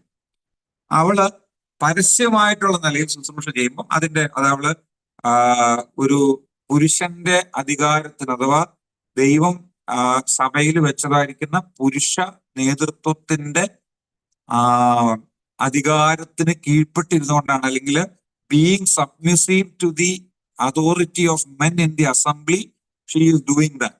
ആ ഒരു കാര്യം സിംബലൈസ് ചെയ്യാൻ വേണ്ടിയിട്ട് അവളുടെ തലയിൽ ഒരു ഇത് വേണം എന്നുള്ളതാണ്. അത് മറ്റുള്ള സന്ദർഭങ്ങളിൽ വേണ്ട എന്നുള്ളതാണ് അതിന്റെ ബാക്കിയുള്ളതായിരിക്കുന്ന ആശയം എന്ന് പറയുന്നത്. സോ ഈ 3 വ്യൂ പോയിന്റ്സ് ആണുള്ളത്. ഒന്ന്, സഭയില് സഹോദരിമാര് ആത്മീയ ശുശ്രൂഷയിൽ പങ്കെടുക്കുമ്പോൾ അത് ചെറുതായിക്കോട്ടെ വലുതായിക്കോട്ടെ ഏത് സന്ദർഭത്തിലാണെന്നുണ്ടെങ്കിലും അവള് ആ മൂടുപടം ധരിക്കണം. രണ്ടാമത്തെ വ്യൂ പോയിന്റ് എന്ന് പറഞ്ഞു കഴിഞ്ഞാൽ അത് പ്യൂർലി ഒരു പ്രാദേശികമായിട്ടുള്ള ഒരു കാര്യമാണ്, ലോക്കൽ കസ്റ്റംസുമായിട്ട് റിലേറ്റഡ് ആണ്. അതുകൊണ്ട് അത് പൊരുത്തലുള്ളതായിരിക്കുന്ന ആളുകളോട് പറഞ്ഞതാണ്, നമുക്ക് ആർക്കും ബാധകമല്ല. മൂന്നാമത്തേത്, സഹോദരിമാര് പരസ്യമായിട്ടുള്ള ശുശ്രൂഷ ചെയ്യുമ്പോൾ മാത്രം അത് ചെയ്താൽ മതി, ബാക്കിയുള്ള സന്ദർഭങ്ങളിൽ ചെയ്യണം. അപ്പം ഇത് ഇവിടെ ഉള്ള ഒരു വിഷയം എന്ന് പറയുന്നത് ദൈവത്തിന്റെ വചനം എന്ത് പഠിപ്പിക്കുന്നു എന്നുള്ളതാണ്, അല്ലാതെ മറ്റുള്ളവർ എന്ത് വ്യൂ പോയിന്റ് പ്രസന്റ് ചെയ്യുന്നു എന്നുള്ളതല്ല. ബൈബിൾ എന്ത് പറയുന്നു എന്നുള്ളതാണ് നമ്മെ സംബന്ധിച്ച് പ്രധാനമായിട്ടുള്ള ഒരു കാര്യം. ഈ വാക്യങ്ങളിൽ നാം ശ്രദ്ധിച്ചാൽ നമുക്ക് മനസ്സിലാക്കാനായിട്ട് വലിയ ബുദ്ധിമുട്ടില്ല എന്നാണ് ഞാൻ വിചാരിക്കുന്നത്. കാരണം എങ്ങനെയാണ് നമ്മളൊരു ഇതൊരു പ്രാദേശികമായിരിക്കുന്ന, ഞാൻ ആ രണ്ടാമത്തെ വ്യൂ പോയിന്റ് ആണ് ആദ്യം കൊണ്ടുവരാനായിട്ട് ശ്രമിക്കുന്നത്. കാരണം അതിനോട് എനിക്ക് യോജിപ്പില്ല. കാരണം അതുകൊണ്ടാണ് ഞാൻ അതിന്റെ രണ്ടാമത്തെ വ്യൂ പോയിന്റ് ആദ്യമേ പറയുന്നത്. അതായത് this is only A cultural thing. ഇത് ഒരു പ്രാദേശികമായിട്ടുള്ള നിലയിലുള്ള ഒരു കാര്യമാണ്, അല്ലെങ്കിൽ സാംസ്കാരികപരമായിട്ടുള്ള ഒരു വിഷയമാണ്. അതുകൊണ്ട് നമ്മൾ ആരും അത് ചെയ്യേണ്ടതില്ല, അത് പൊരുത്തിലുള്ളവർക്ക് മാത്രമേ ബാധകമായിട്ടുള്ളൂ. ഇത് പണ്ട് തമാശയായിട്ട് ആരോ പൗലോസ് കൊരിന്ത്യർക്ക് ലേഖനം എഴുതിയതിന് കുറിയന്നൂരുകാരെന്താണ് വേണ്ടത്? കുറിയന്നൂരുകാരെങ്കിലും എന്നെ കേൾക്കുന്നുണ്ടെങ്കിൽ ക്ഷമിക്കണേ, ഞാൻ എവിടെ ഒരാൾ പറഞ്ഞു കേട്ടതാ. പൗലോസ് കൊരിന്ത്യർക്ക് ലേഖനം എഴുതിയതിന് കുറിയന്നൂരുകാരെന്താണ് വേണ്ടത് എന്ന് ചോദിച്ചു എന്ന് പറഞ്ഞു കേട്ടിട്ടുണ്ട്. എന്ന് പറഞ്ഞത് പോലെയാണ് പൗലോസ് കൊരിന്തിലുള്ളതായിരിക്കുന്ന ആളുകൾക്ക് ലേഖനം എഴുതിയത് കൊണ്ട് അത് അവരനുസരിക്കേണ്ടതാണ്. കുറിയന്നൂരുകാർക്കും കോഴഞ്ചേരിക്കാർക്കും, ഞാൻ എന്റെ സ്ഥലം കൂടെ ചേർത്ത് പറയാം, എന്റെ സ്ഥലം കുറുപ്പമ്പടിയാണ്, കുറുപ്പമ്പടിക്കാർക്കും ഒന്നും അത് ബാധകമല്ല എന്നുള്ളതായിരിക്കുന്ന ഒരു ചിന്തയാണ് പല ആളുകൾക്കും ഈ വിഷയത്തോടുള്ള ബന്ധത്തിലുള്ളത്. ഇനി അത് പ്രാദേശികമായിട്ടുള്ള നിലയിലുള്ള ഒരു കാര്യമായിരുന്നെങ്കിൽ, the point that I'm trying to make here is, if Paul was talking about something cultural or something related to their local custom, he should have given some cultural reasons. അല്ലെ, നമുക്കത് നമ്മുടെ ബുദ്ധി കൊണ്ട് മനസ്സിലാക്കാനായിട്ട് കഴിയുമെന്നാണ് ഞാൻ വിചാരിക്കുന്നത്. ഒരു സാംസ്കാരികമായിരിക്കുന്ന കാരണങ്ങളാലാണ് പൗലോസ് ഇത് പറഞ്ഞത് എങ്കിൽ അതിന് സാംസ്കാരികമായിരിക്കുന്ന കാരണങ്ങൾ തന്നെയാണ് പറയേണ്ടത്. ഓക്കെ, കൊരിന്തിലുള്ളതായിരിക്കുന്ന സ്ഥിതി ഇങ്ങനെയാണ്, അതുകൊണ്ട് നിങ്ങൾ ഇങ്ങനെ ചെയ്യണം എന്ന് പറഞ്ഞു കഴിഞ്ഞാൽ നമുക്ക് മനസ്സിലാവും. But here in chapter 11, in order to endorse or in order to say or in order to prove the necessity or in order to prove that head covering is necessary for women in the assembly, he brings universal reasons. സാർവത്രികമായിരിക്കുന്ന, ലോകത്തിലുള്ളതായിരിക്കുന്ന സകല ആളുകൾക്കും ബാധകമായിട്ടുള്ള, ലോകത്തിലുള്ള സകല വിശ്വാസികൾക്കും സകല മനുഷ്യർക്കും ബാധകമായിട്ടുള്ള സാർവത്രികമായിരിക്കുന്ന കാരണങ്ങളാണ് പൗലോസ് കൊണ്ടുവരുന്നത്. He is bringing not local reasons, not cultural reasons, but he is bringing universal reasons in order to support his view. തന്റെ, അല്ലെങ്കിൽ in order to support his thesis, തന്റെ ആ ഒരു വ്യൂ പോയിന്റ് അത് പ്രസന്റ് ചെയ്യാനായിട്ട് താൻ കൊണ്ടുവരുന്നത് യൂണിവേഴ്സൽ റീസൺസ് ആണ്. എന്തൊക്കെയാണ് ഈ യൂണിവേഴ്സൽ റീസൺസ്? ഒരു 7 കാര്യങ്ങളെങ്കിലും ആക്ച്വലി ഈ ഭാഗത്തുണ്ട്. പക്ഷെ ഞാൻ അതില് 7 കാര്യങ്ങളിലേക്ക് ഇപ്പൊ പോകാനായിട്ട് നമുക്ക് സമയമില്ല. കാരണം ഇതിന്റെ ഒരു രണ്ടാമത്തെ ഭാഗം ദൈവം വെച്ച് അടുത്ത ക്ലാസ്സിൽ ഞാൻ പറയുന്നുണ്ട്. അപ്പോൾ അതിന്റെ അടുത്ത ഭാഗത്തേക്ക് നാം വരാം ഞാൻ വിചാരിക്കുകയാണ്. എങ്കിലും അതിന്റെ ആദ്യത്തെ 3 കാര്യം നമ്മളിപ്പോ വായിച്ചതായിരിക്കുന്ന വേദഭാഗത്ത് 9 വരെയുള്ള വാക്യങ്ങളിലാണ് നമ്മൾ വായിച്ചത്. ആ വായിച്ച വേദഭാഗത്തുള്ളതായിരിക്കുന്ന 3 കാരണങ്ങൾ ഞാൻ ഇന്ന് പറയാം. ബാക്കിയുള്ള 4 കാര്യങ്ങൾ അടുത്ത ക്ലാസ്സിൽ പറയാമെന്നാണ് വിചാരിക്കുന്നത്. See, in verses 2 to 9, you find at least 3 reasons. And all those 3 are universal reasons. Paul is bringing universal reasons which are applicable for everyone who is living on the face of this earth. You cannot exclude any single human being, or you cannot exclude anyone from, these universal principles or universal reasons that Paul is talking about. So it cannot be a cultural thing. It cannot be something related to the local custom. Head covering എന്ന് പറയുന്നത് പ്രാദേശികമായിരിക്കുന്ന കാരണങ്ങളല്ല എന്ന് പറയാൻ കാരണം പൗലോസ് കൊണ്ടുവരുന്ന സാർവത്രികമായിരിക്കുന്ന കാരണങ്ങളാണ്. See, the first universal reason that he brings is man is the image and glory of God. അതെവിടാ പറയുന്നത്? അതിന്റെ 7ാമത്തെ വാക്യത്തിൽ പൗലോസ് പറഞ്ഞ പുരുഷൻ ദൈവത്തിന്റെ പ്രതിമയും തേജസ്സും ആകിയാൽ മൂടുപടം ഇടേണ്ടതില്ല. ഇത് കൊരിന്തുമായിട്ട് ബന്ധപ്പെട്ടതായിരിക്കുന്ന കാര്യമല്ല, ലോകത്തിലുള്ള മുഴുവൻ പുരുഷന്മാരെയും ബാധകമായിട്ടുള്ള ഒരു കാര്യമാണ്. Paul says that man should not have a head covering on his head when he is praying or prophesying. The first reason he says that is man is the image and glory of God. Therefore, he doesn't need to have a head covering while he prays or prophesies. ഇതൊരു local reason ആണ്, ഇതൊരു cultural reason ആണ്. This is not something related to Corinth.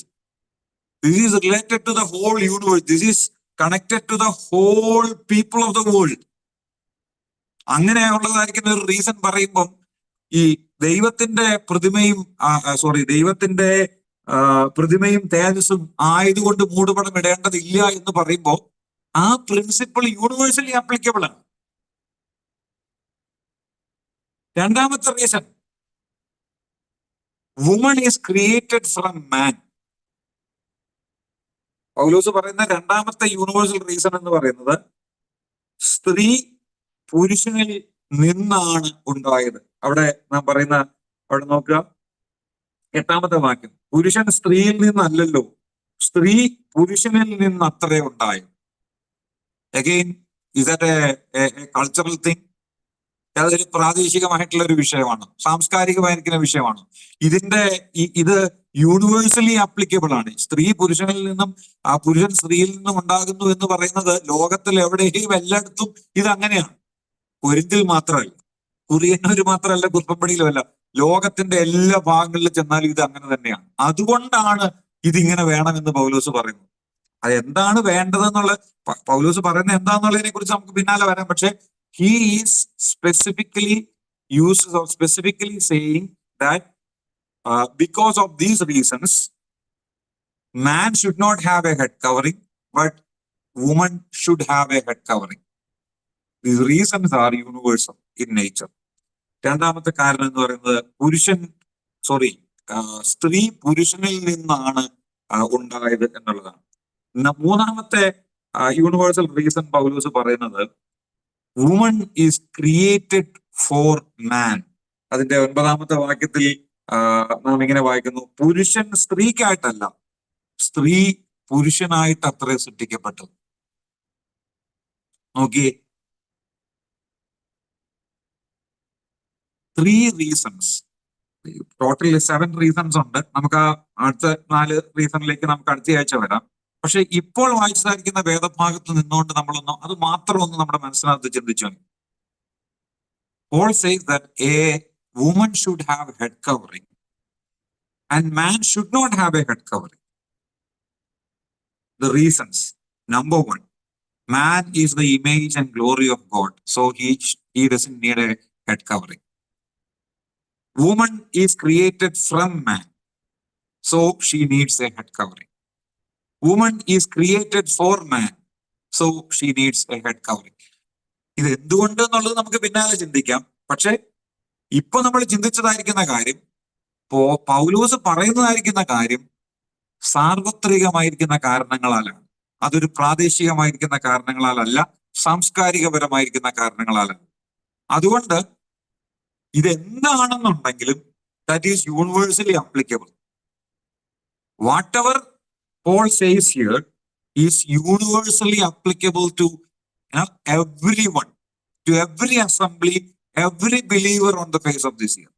ആ ഒരു point മാത്രമാണ് ഇപ്പോൾ ഞാൻ stress ചെയ്യാനായിട്ട് ഉദ്ദേശിക്കുന്ന ഒരു കാര്യം എന്ന് പറയുന്നത്.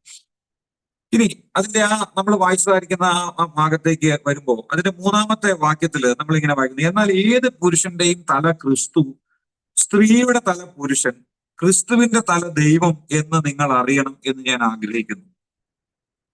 പൗലോസ് പറയാണ്, നിങ്ങൾ അറിയേണ്ടതായിരിക്കുന്ന ചില കാര്യങ്ങളുണ്ട് ഈ വിഷയത്തോടുള്ള ബന്ധത്തിൽ, നിങ്ങൾ അറിയേണ്ടതായിരിക്കുന്ന കാര്യങ്ങൾ. അതിനെ കണക്ട് ചെയ്തുകൊണ്ടാണ് പൗലോസ് പറഞ്ഞത്, Christ is the head of every man, the man is the head of A woman and God is the head of Christ. ഇവിടെ ഈ 3-ാമത്തെ വാക്യത്തിൽ ഒരു പ്രധാനപ്പെട്ടതായിരിക്കുന്ന കാര്യം, നമ്മൾ അതിന്റെ പല വിധമായിരിക്കുന്ന കാര്യങ്ങൾ എടുത്ത് ചിന്തിക്കാനായിട്ടൊക്കെ ആവശ്യമുണ്ടെങ്കിലും സമയത്തിന്റെ കുറവ് മുഖാന്തരം ഞാൻ അതിലേക്ക് പോകുന്നില്ല.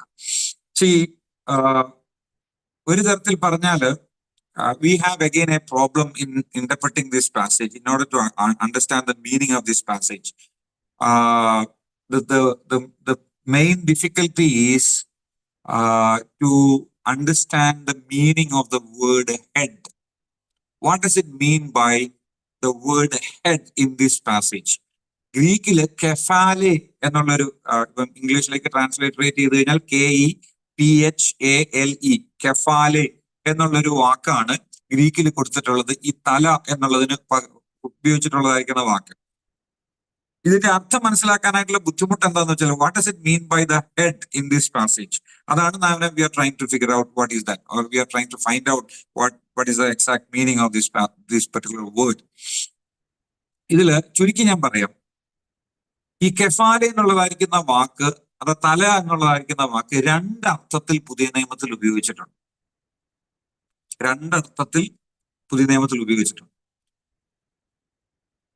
ഒന്ന്, ഉറവിടം എന്നുള്ള നിലയിൽ, source. The word kefale is used in 2 different ways in the New Testament with 2 different meanings. കെഫാലെ, head എന്നുള്ളതായിരിക്കുന്ന വാക്ക് 2 അർത്ഥത്തിൽ പുതിയ നിയമത്തിൽ ഉപയോഗിച്ചിട്ടുണ്ട്. ഒന്ന്, സോഴ്സ് എന്നുള്ള നിലയിലാണ്, ഉറവിടം എന്നുള്ള നിലയിൽ അത് ഉപയോഗിച്ചിട്ടുണ്ട്. 2, അതോറിറ്റി എന്നുള്ള നിലയിൽ ഉപയോഗിച്ചിട്ടുണ്ട്. ഹെഡ് എന്ന് പറയുന്നത്, the first is the word kefale is used as with the meaning source, something that you are something from which you derive everything, or originates. ആ ഒരു അർത്ഥത്തില് സോഴ്സ് എന്നുള്ള നിലയിൽ കെഫാലെ എന്നുള്ള വേർഡ് ഉപയോഗിച്ചിട്ടുണ്ട്. മറ്റൊരു അർത്ഥം എന്ന് പറയുന്നത് അതോറിറ്റിയാണ്. അതോറിറ്റി, അധികാരം എന്നുള്ള നിലയിൽ ആ വാക്ക് ഉപയോഗിച്ചിട്ടുണ്ട്. ഇതിൽ ഏത് അർത്ഥത്തിലാണ് പൗലോസ് ഇവിടെ ഉപയോഗിക്കുന്നത് എന്നുള്ളതാണ് നമ്മുടെ പ്രശ്നമായിട്ട് വരുന്നത്. അത് ഏത് അർത്ഥത്തിലാണ് നമ്മൾ എടുക്കേണ്ടത് എന്നുള്ളതാണ്. ഈ പ്രധാനമായിട്ടും ഇതിന്റെ ചരിത്രപരമായിട്ടുള്ള നിലയിലേക്ക് നാം ഇതിനെ സമീപിച്ചാല് നമുക്കറിയാൻ കഴിയുന്ന ഒരു കാര്യം, എബ്രായര്, അതായത് യഹൂദന്മാർ, the Jewish people, they mostly used the word kefale in the sense of ruler, chief or authority. യഹൂദന്മാര് ഈ കെഫാലെ എന്നുള്ളതായിരിക്കുന്ന വാക്ക്, കെഫാലെ എന്നുള്ളൊരു ഗ്രീക്ക് വാക്കാണ്, പക്ഷെ അത് അതിന്റെ എബ്രായ റോഷ് എന്ന് പറയുന്നതായിരിക്കുന്ന ഒരു എബ്രായ പദമുണ്ട്, അതിന് തുല്യമായിരിക്കുന്ന ഒരു പദം. ആ പദം ഈ അധികാരം എന്നുള്ളതായിരിക്കുന്ന അർത്ഥത്തിലാണ് ഉപയോഗിച്ചിട്ടുള്ളത്. എന്നാൽ യവനന്മാര്, Greeks, they used this particular word so as to mean source. Source എന്നുള്ള അർത്ഥത്തിൽ, ഉറവിടം എന്നുള്ള അർത്ഥത്തിലാണ് യവനന്മാര്, ഗ്രീക്ക്, അവര് അത് ഉപയോഗിച്ചിട്ടുള്ളത്. അപ്പം ഇത് എന്ത് അർത്ഥത്തിലാണ്, whether Paul took this word, Paul used this word in 1 Corinthians chapter 11 in the Greek sense of the word or in the Jewish sense of the word, ആ അർത്ഥത്തിൽ ഏത് അർത്ഥത്തിലാണ് പൗലോസ് ഇത് ഉപയോഗിച്ചിരിക്കുന്നത് എന്നുള്ളതായിരിക്കുന്ന ഒരു ആശയമാണ് അല്ലെങ്കിൽ ഒരു ആശയക്കുഴപ്പമാണ് നമുക്ക് ഇവിടെ ഉള്ളത്. ഇനി ഒരു ജനറൽ ആയിട്ടുള്ള വേദപുസ്തകം മനസ്സിലാക്കാനായിട്ടുള്ള ഒരു ജനറൽ തത്വം ഞാൻ പറയാം. See, the word head that Paul used here is not a literal one. ഇത് ഏത് പുരുഷന്റെയും തല ക്രിസ്തു എന്ന് പൗലോസ് ഉദ്ദേശിക്കുന്നത് അക്ഷരീകമായിട്ടുള്ള നമ്മുടെ തലയല്ല. എന്റെ ഈ തല എന്ന് പറയുന്നത് അവിടെ ഉപയോഗിച്ചിരിക്കുന്നത് തലമേൽ ഉണ്ടെന്ന് പറയുന്നത് അവിടെ താഴത്ത് വരുമ്പോൾ ലിറ്ററലി പറയുന്നുണ്ട്. പക്ഷെ ഏത് പുരുഷന്റെയും തല ക്രിസ്തു, സ്ത്രീയുടെ തല പുരുഷൻ, സ്ത്രീയുടെ ഈ തല എന്ന് പറയുന്നത് പുരുഷൻ എന്നുള്ള അർത്ഥത്തിലല്ലല്ലോ അവിടെ ഉപയോഗിക്കുന്നത്. ക്രിസ്തുവിന്റെ തല ദൈവം എന്നൊക്കെ പറയുമ്പോൾ അത് അക്ഷരീകമായിട്ടുള്ള നമ്മുടെ ഈ physical organ. It is not talking about the physical head that we have. അത് it is used in a literal sense. It is used in a figurative sense. അതൊരു ആലങ്കാരികമായിട്ടുള്ള നിലയിൽ ഉപയോഗിച്ചിരിക്കുന്ന ഒരു പദമാണ്. It is a figure. അതൊരു figurative സെൻസിലാണ് ആ വാക്ക് ഉപയോഗിച്ചിട്ടുള്ളത്. അപ്പൊ നമ്മൾ മനസ്സിലാക്കേണ്ടതായിരിക്കുന്ന ഒരു കാര്യമുണ്ട്. ജനറൽ പ്രിൻസിപ്പിൾ എന്ന് പറയുന്നത്, see, in order to understand the meaning of a figure used in any literature, ഇത് ബൈബിളിന്റെ കാര്യം മാത്രമല്ല, ഏത് ഭാഷയിലുള്ളതായിരിക്കുന്ന കാര്യമാണെന്നുണ്ടെങ്കിലും ഒരു ആലങ്കാരികമായിരിക്കുന്ന പദപ്രയോഗത്തിന്റെ അർത്ഥം മനസ്സിലാക്കണം എന്നുണ്ടെങ്കിൽ you need to derive the meaning from the context. അതിന്റെ പശ്ചാത്തലത്തിൽ നിന്നുകൊണ്ട് മാത്രമേ നമുക്ക് അതിന്റെ അർത്ഥം മനസ്സിലാക്കാനായിട്ട് കഴിയൂ. ഒരേ ഫിഗർ ഓഫ് സ്പീച്ച്, അല്ലെങ്കിൽ ഒരേ ഫിഗർ തന്നെ ഒന്നിലധികം സ്ഥലത്ത് ഉപയോഗിച്ചിരിക്കുന്ന അത് ഒരേ അർത്ഥത്തിലായിരിക്കില്ല. ഇപ്പൊ ഞാൻ പറയാം, അതായത് പിശാചിനെ സിംഹം എന്ന മൃഗത്തോട് താരതമ്യം ചെയ്തിട്ടുണ്ട്. പിശാചിനെ സിംഹം എന്ന മൃഗത്തോട് കമ്പയർ ചെയ്തിട്ടുണ്ട്. കർത്താവിനെയും ചെയ്തിട്ടുണ്ട്. കർത്താവിനെ കുറിച്ച് സിംഹം എന്ന മൃഗത്തോട് താരതമ്യപ്പെടുത്തിക്കൊണ്ട് പറഞ്ഞിട്ടുണ്ട്. സിംഹം എന്ന് പറയുന്നതായിരിക്കുന്ന ആ ഒരു മൃഗത്തെ പറയുമ്പം അതിന്റെ കോണ്ടെക്സ്റ്റിലാണ്, എന്തർത്ഥത്തിലാണ്, അതായത് പിശാചിനെ കുറിച്ച് എന്തർത്ഥത്തിലാണ് സിംഹം എന്ന് ഉപയോഗിച്ചിരിക്കുന്നത്, ആ അർത്ഥത്തിലല്ല കർത്താവിനെ കുറിച്ച് ഉപയോഗിച്ചിട്ടുള്ളത്. അപ്പോ നമ്മൾ മനസ്സിലാക്കേണ്ട ഒരു വിഷയം, ഒരു ഫിഗർ ഒരു സ്ഥലത്ത് കണ്ടു കഴിഞ്ഞാൽ, ഒരു ആലങ്കാരിക പദപ്രയോഗം ഒരു സ്ഥലത്ത് കണ്ടു കഴിഞ്ഞാൽ അതിന്റെ കോണ്ടെക്സ്റ്റിലാണ് അതിന്റെ അർത്ഥം നമുക്ക് മനസ്സിലാക്കാൻ കഴിയുക. അതിനപ്പുറത്തേക്കുള്ളതായിരിക്കുന്ന കോണ്ടെക്സ്റ്റിൽ അത് പറയാനായിട്ട് കഴിയില്ല. ഇവിടെ കോണ്ടെക്സ്റ്റ് എന്ന് പറഞ്ഞു കഴിഞ്ഞാൽ നോക്കുക, ഏത് പുരുഷന്റെയും തല ക്രിസ്തു എന്ന് പറയുമ്പോൾ അത് നമ്മൾ രണ്ടർത്ഥത്തിൽ ഉപയോഗിച്ചെന്ന് പറയാം. സോഴ്സ് എന്നുള്ള അർത്ഥത്തിൽ ഉപയോഗിക്കുന്നുണ്ട്, അതോറിറ്റി എന്നുള്ള അർത്ഥത്തിലും ഈ രണ്ട് നിലയിൽ ഈ വാക്ക് ഉപയോഗിച്ചിട്ടുണ്ട്. അതിന്റെ എക്സാമ്പിൾസ് ഒക്കെ പല വാക്യങ്ങൾ വേദപുസ്തകത്തിൽ തന്നെ ഉണ്ട്. ഞാൻ അതിലേക്കൊന്നും പോകാനായിട്ട് ഇപ്പോൾ താല്പര്യപ്പെടുന്നില്ല. ഓക്കെ, അപ്പം സോഴ്സ് എന്നുള്ള അർത്ഥത്തിലുണ്ട്, അതോറിറ്റി എന്നുള്ള അർത്ഥത്തിലുണ്ട്. നമുക്ക് ഇവിടെ ഈ സോഴ്സ് എന്നുള്ളതായിരിക്കുന്ന മീനിങ് ഒന്ന് കൊടുത്തു നോക്കാം. സോഴ്സ് എന്ന് പറയുന്നതായിരിക്കുന്ന മീനിങ്ങിൽ ഈ വാക്യത്തിന് എന്തെങ്കിലും does it make sense? If we apply the word കെഫാലെ in the sense of source in this particular verse, whether it will make sense or not, അതാണ് നമ്മൾ ചിന്തിക്കാനായിട്ട് പോകുന്നത്. ഈ ഉറവിടം എന്നുള്ള അർത്ഥത്തിൽ നമ്മൾ ഇതിന് ആ ഒരു ആശയത്തിൽ ഈ തല എന്നുള്ളതിനെ കൊടുക്കാനായിട്ട് അല്ലെങ്കിൽ അർത്ഥം കൊടുത്താൽ അത് എന്തെങ്കിലും അർത്ഥം നമുക്ക് തരുമെന്നുള്ളത് നോക്കുക. ഏത് പുരുഷന്റെയും ഉറവിടം ക്രിസ്തു എന്ന് പറഞ്ഞാൽ സോഴ്സ്, സ്ത്രീയുടെ ഉറവിടം പുരുഷൻ, ക്രിസ്തുവിന്റെ ഉറവിടം ദൈവം.